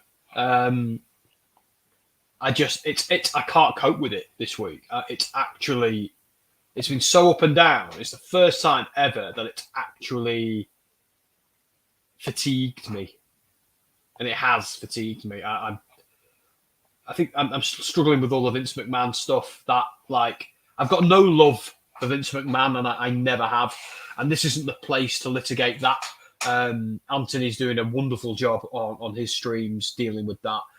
If you haven't seen them, do go and watch them because he's breaking it down in a really fair, balanced, and thoughtful way. And it's I'm going to put them over all I can. I've been fascinated watching them, fascinated and appalled and disappointed and on all those emotions that go in with this stuff. But I don't know. Yeah, but we won't deal with that here.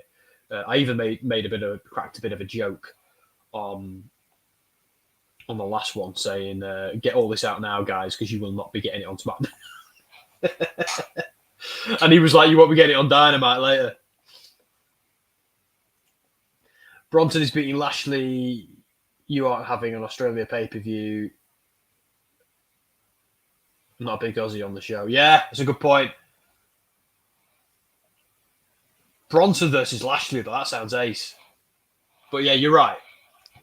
Poor Lashley, the guy can't get a break. He's a former WWE champion. About what, a 3-time champion, is he? More?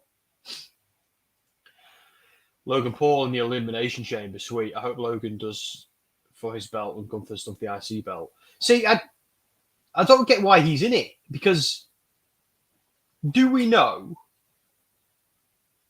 yet what the Elimination Chamber reward is? Is it an opportunity at Mania like the Rumble? Because let's not forget, last year they just did it for a random title.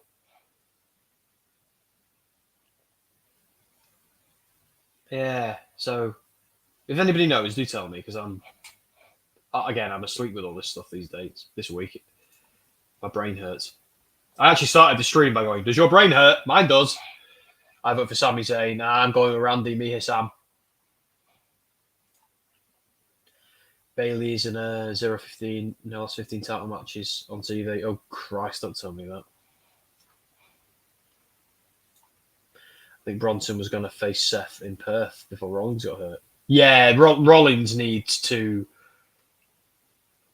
put his feet up, go to the sauna, go to the hot tub, go for a sports massage, repeat. Eat a flip ton of protein. And just get back to where you got, because Mania is what matters for Rollins. And again, if he can't do it, he can't do it. It is what it is. This is already a weird Mania with injuries and twists and turns. Could you imagine if Roman retains again? Can you imagine? I think they're going to set up Logan versus an LA Knight. Good, because that's the money match for the United States Championship. Who wins, though? Do they give LA Knight his coronation? They really should. But at the same time,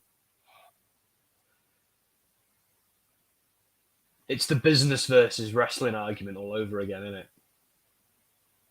Yeah, I think LA needs to get it. There's lots of stuff you can do with Logan Paul. Bayley needs to win the WWE Women's Championship at WrestleMania 40. I'm with Chris. Yes, like, I don't mind who wins it, but I'm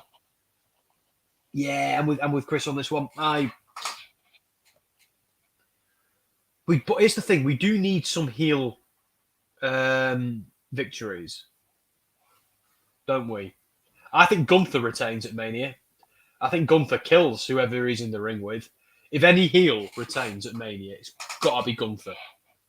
It's hard to even consider Ripley a heel these days. Also, Io's power walk from earlier tonight was elegant. I'll take your word for it. If Roman wins, I'm blaming you, Sam, because you put it out in the universe. Whoa, I didn't put it out in the universe. Anthony Nayland put it out in the universe way before I did. Blame him. Go on flipping Dynamite stream and tell him off on Wednesday night. Don't tell me off. I'm terrified of that happening. I can't even begin to tell you how against that I am. Unless it's for a to convince me, it needs to be a very good reason. And I'm not going to lie to you. I didn't like it last WrestleMania, but I like it now. So, what does that tell you? I've told you this before. Like we went home that night. We went back to the hotel. We had some dinner together. We had a nice evening. But I'm not going to lie, we were a bit deflated. Really hard to come away from that. Was that the night we nearly got a lifetime ban from Denny's? No, I think that was SmackDown. It's 2:45, which means my internet's dying. Last week it was really bad. Google says the winner of the Chamber gets a shot at Seth. Logan versus Seth. I like it. Good. That's the way it should be. But I don't think they're going to do that. I don't think Logan wins the Chamber. It was going to be CM Punk, wasn't it? Again, anything can change, but I think they're not going to do heavyweight champion versus United States champion. I think they're probably going to just have Logan in it because he can do a load of awesome spots. Yeah, hang on a minute. Let's just get down to Misfit. They're going to do Drew versus Seth. I think so too. I think Drew wins. Although it makes more sense for Drew to have the... the heavyweight championship on Drew. Yeah, that works. That works for me. Or are they going to do that? Or do they find a way of doing Cody versus Seth on one night? Because we still don't know what's going on with The Rock, do we? So I said this at the start of the stream. Part of me, again, this is just my headcanon. If Roman ends up doing double duty, which is already unlikely, but they've done these things before at Mania. So if Roman does double duty, Cody's got to do double duty.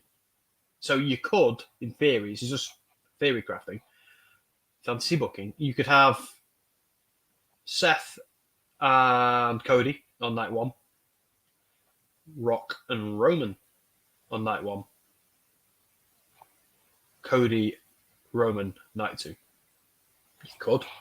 Nothing stopping you. And if Cody wins on night one, it's champion versus champion on night two.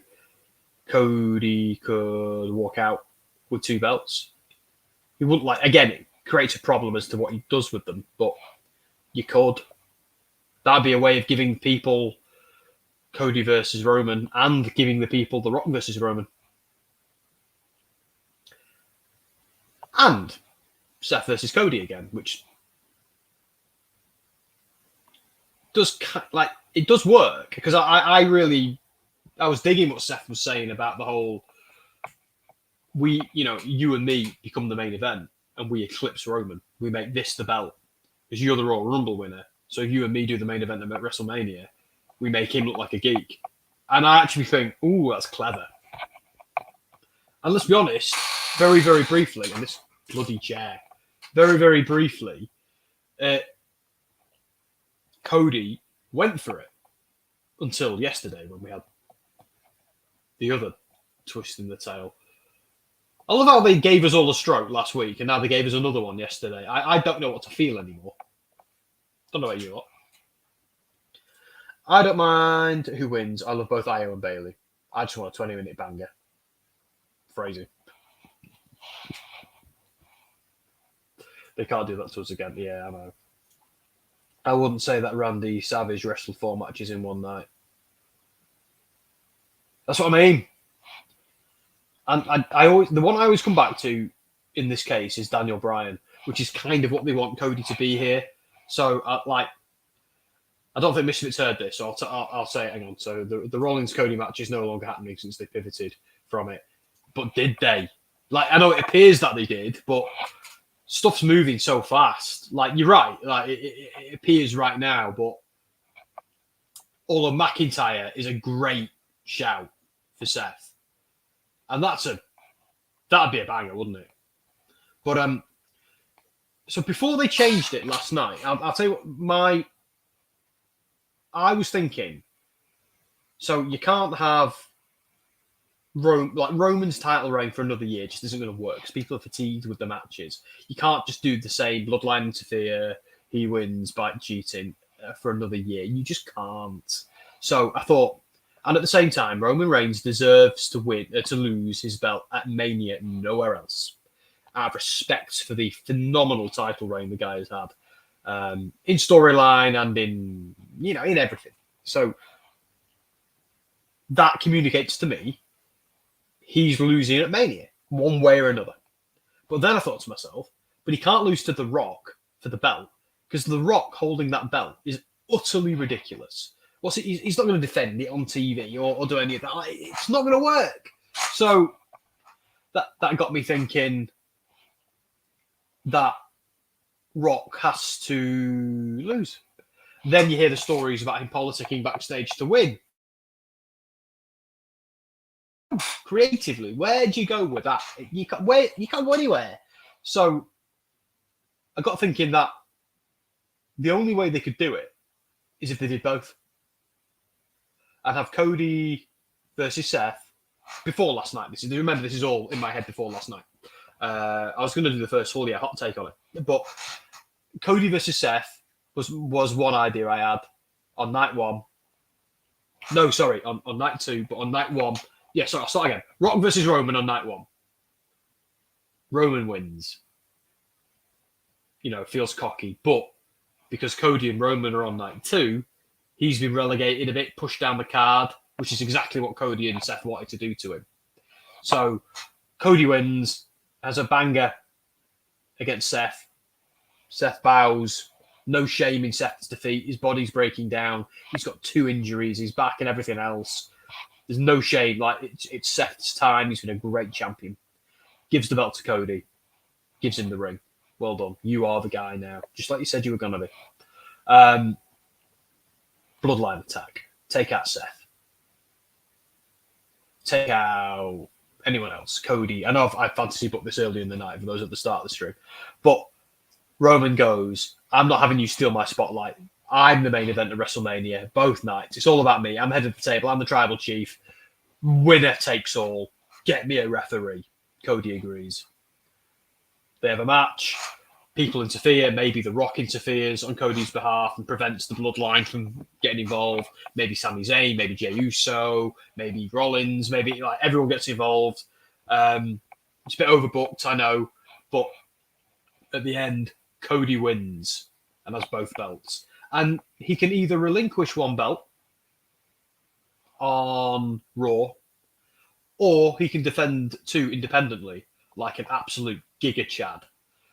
So, but that would be one way they could have had both. Just an idea. Like, it's moot now because they've changed it all. No. I'm not suggesting they do a unification match. I'm suggesting they do a match with champion versus champion, winner take all. No unification. I'm suggesting they do like Daniel Bryan, where he had both belts.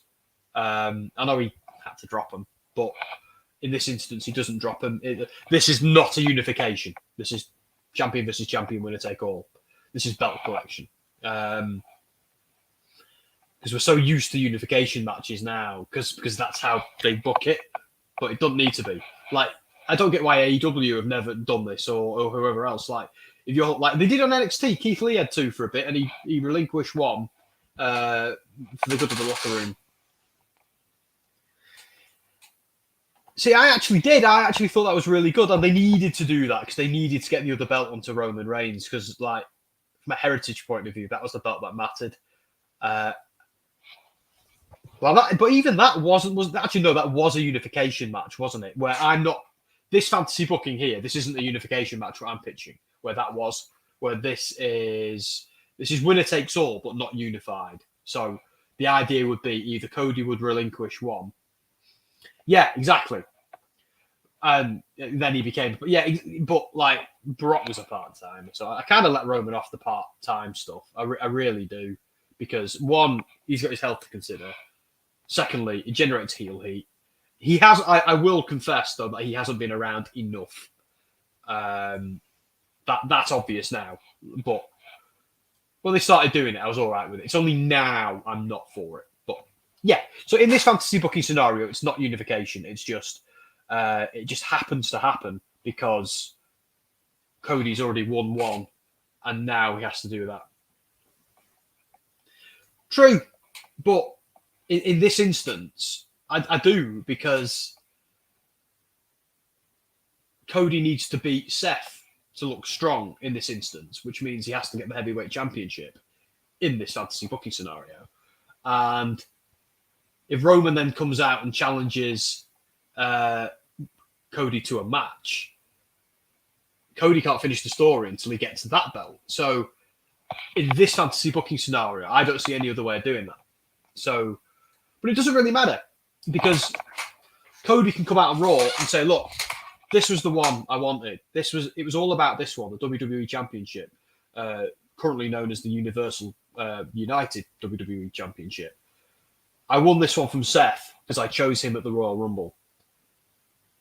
But if I'm being honest, this was always the one I wanted. No disrespect to this belt. So I'm going to do Seth the same courtesy he did me, and I'm going to relinquish this one so the locker room have the opportunity to have a fighting champion like him. Now, they're going to have one in me, but doing it this way, now we're going to have 2, ladies and gentlemen. Again, this is all pie in the sky, and it's completely moot after last night. This is just me sharing where my headcanon was. But I did have another idea, and that was The Rock challenging Roman, not for the title, but the head of the table position, and then becoming the leader of the bloodline, not the champion, but the leader of the bloodline, and then disbanding the bloodline and ordering anyone part of the Anoa'i clan to stay out of Roman's matches, meaning Roman has to go up against Cody at some point without his minions, which would be a fun way of doing it. And that'd to make The Rock a colossal babyface. But that's moot now as well, because The Rock is being a bit heely, providing even that isn't the swerve. They like to swerve when they drive, so Randy wins, does he? My God, is the show over? Did I fantasy book all the way through that match? Now, let me just see what comments I missed.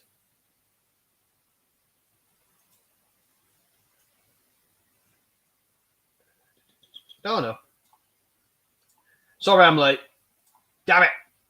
I wanted Zayn to kick out so bad. I knew he would lose. Yeah, me too. Oh, here we go. These two again. Well, that was fun.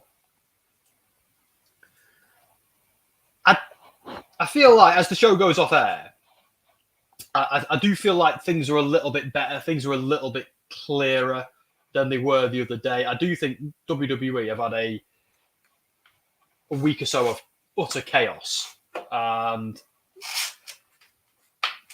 I don't know if they helped themselves with all of that. They've made Cody into more of a face. They've actually achieved something very important. They've proved that the fans do care about Cody. Where do you remember this time last year when we were getting Sami Zayn here, and WWE were actually worried that people cared more about Sami Zayn than Cody? Do you remember that? Feels like a lifetime ago, doesn't it? So they were giving them all these segments on TV and making them the last two in the Rumble. Yeah, it was good. So I think WWE are now well aware that Cody is the guy. And the question is, how do they go about making it so? To quote Captain Picard. So I'm going to say, guys, I'm going to give that show... we had some good matches, some very good matches, actually. So I'm going to give it an 8 out of 10. I'm not going to give it any more than that, or any. I'm not going to give it any less because it doesn't deserve any less. I'm not going to give it any more because it didn't knock my socks off. But I feel a little bit better about wrestling tonight than I did this morning. And I was a bit despondent. I was happy with the result from that show, but I thought, do they even know what they're doing? Like, this is chaos. And the TNA news upset me a bit, and the Vince news upset me. Having a bit of uncertainty about, are we going to get pressed for WrestleMania? Things like that. Like, we're confident we might get it for the European shows because we've got it for Money in the Bank and Clash at the Castle. But yeah, so it's just a case of I think we've let work get on top of us and stuff like that. Me particularly. But yeah, I feel a little bit more positive tonight. Where I promise you, earlier today, I just wanted a break from anything wrestling related, and I sort of had that tonight before SmackDown, and I wanted a conversation about anything but wrestling and gaming tonight, and I got it. So I feel all right again. They're two of the things I love most in this world: wrestling and gaming, and I've managed to make them a huge part of my career as well as my interests. But that really does have a downside, because the things you love the most then become your stressors rather than your escapism. If that makes any sense, it's really weird. But you position your life into that point, and then the things that you've manipulated is the wrong word. You've geared events to be where they are, only for those things then to cause you the stress that the things you escaped were causing. It's very weird. And I'm getting a bit deep for 3 a.m, so I'm going to leave it there. So thank you for joining me. Thank you so much. I really needed that. I'm looking forward to watching that episode again, actually. Giving it my attention. So let's see who's going to play us out, shall we? I don't know what's happening this weekend. I don't know if there's any stuff going down. But if not, Dan will be back probably for Monday Night Raw. So let's see who's going to play us out. We had Shotzi play us in, didn't we? So let's have... Aha. It's a surprise. See you later.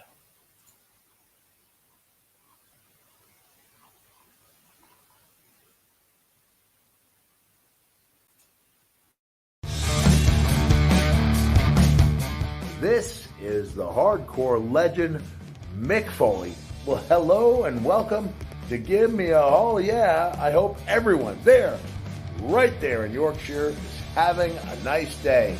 Bang, bang. Have a nice day. Yeah.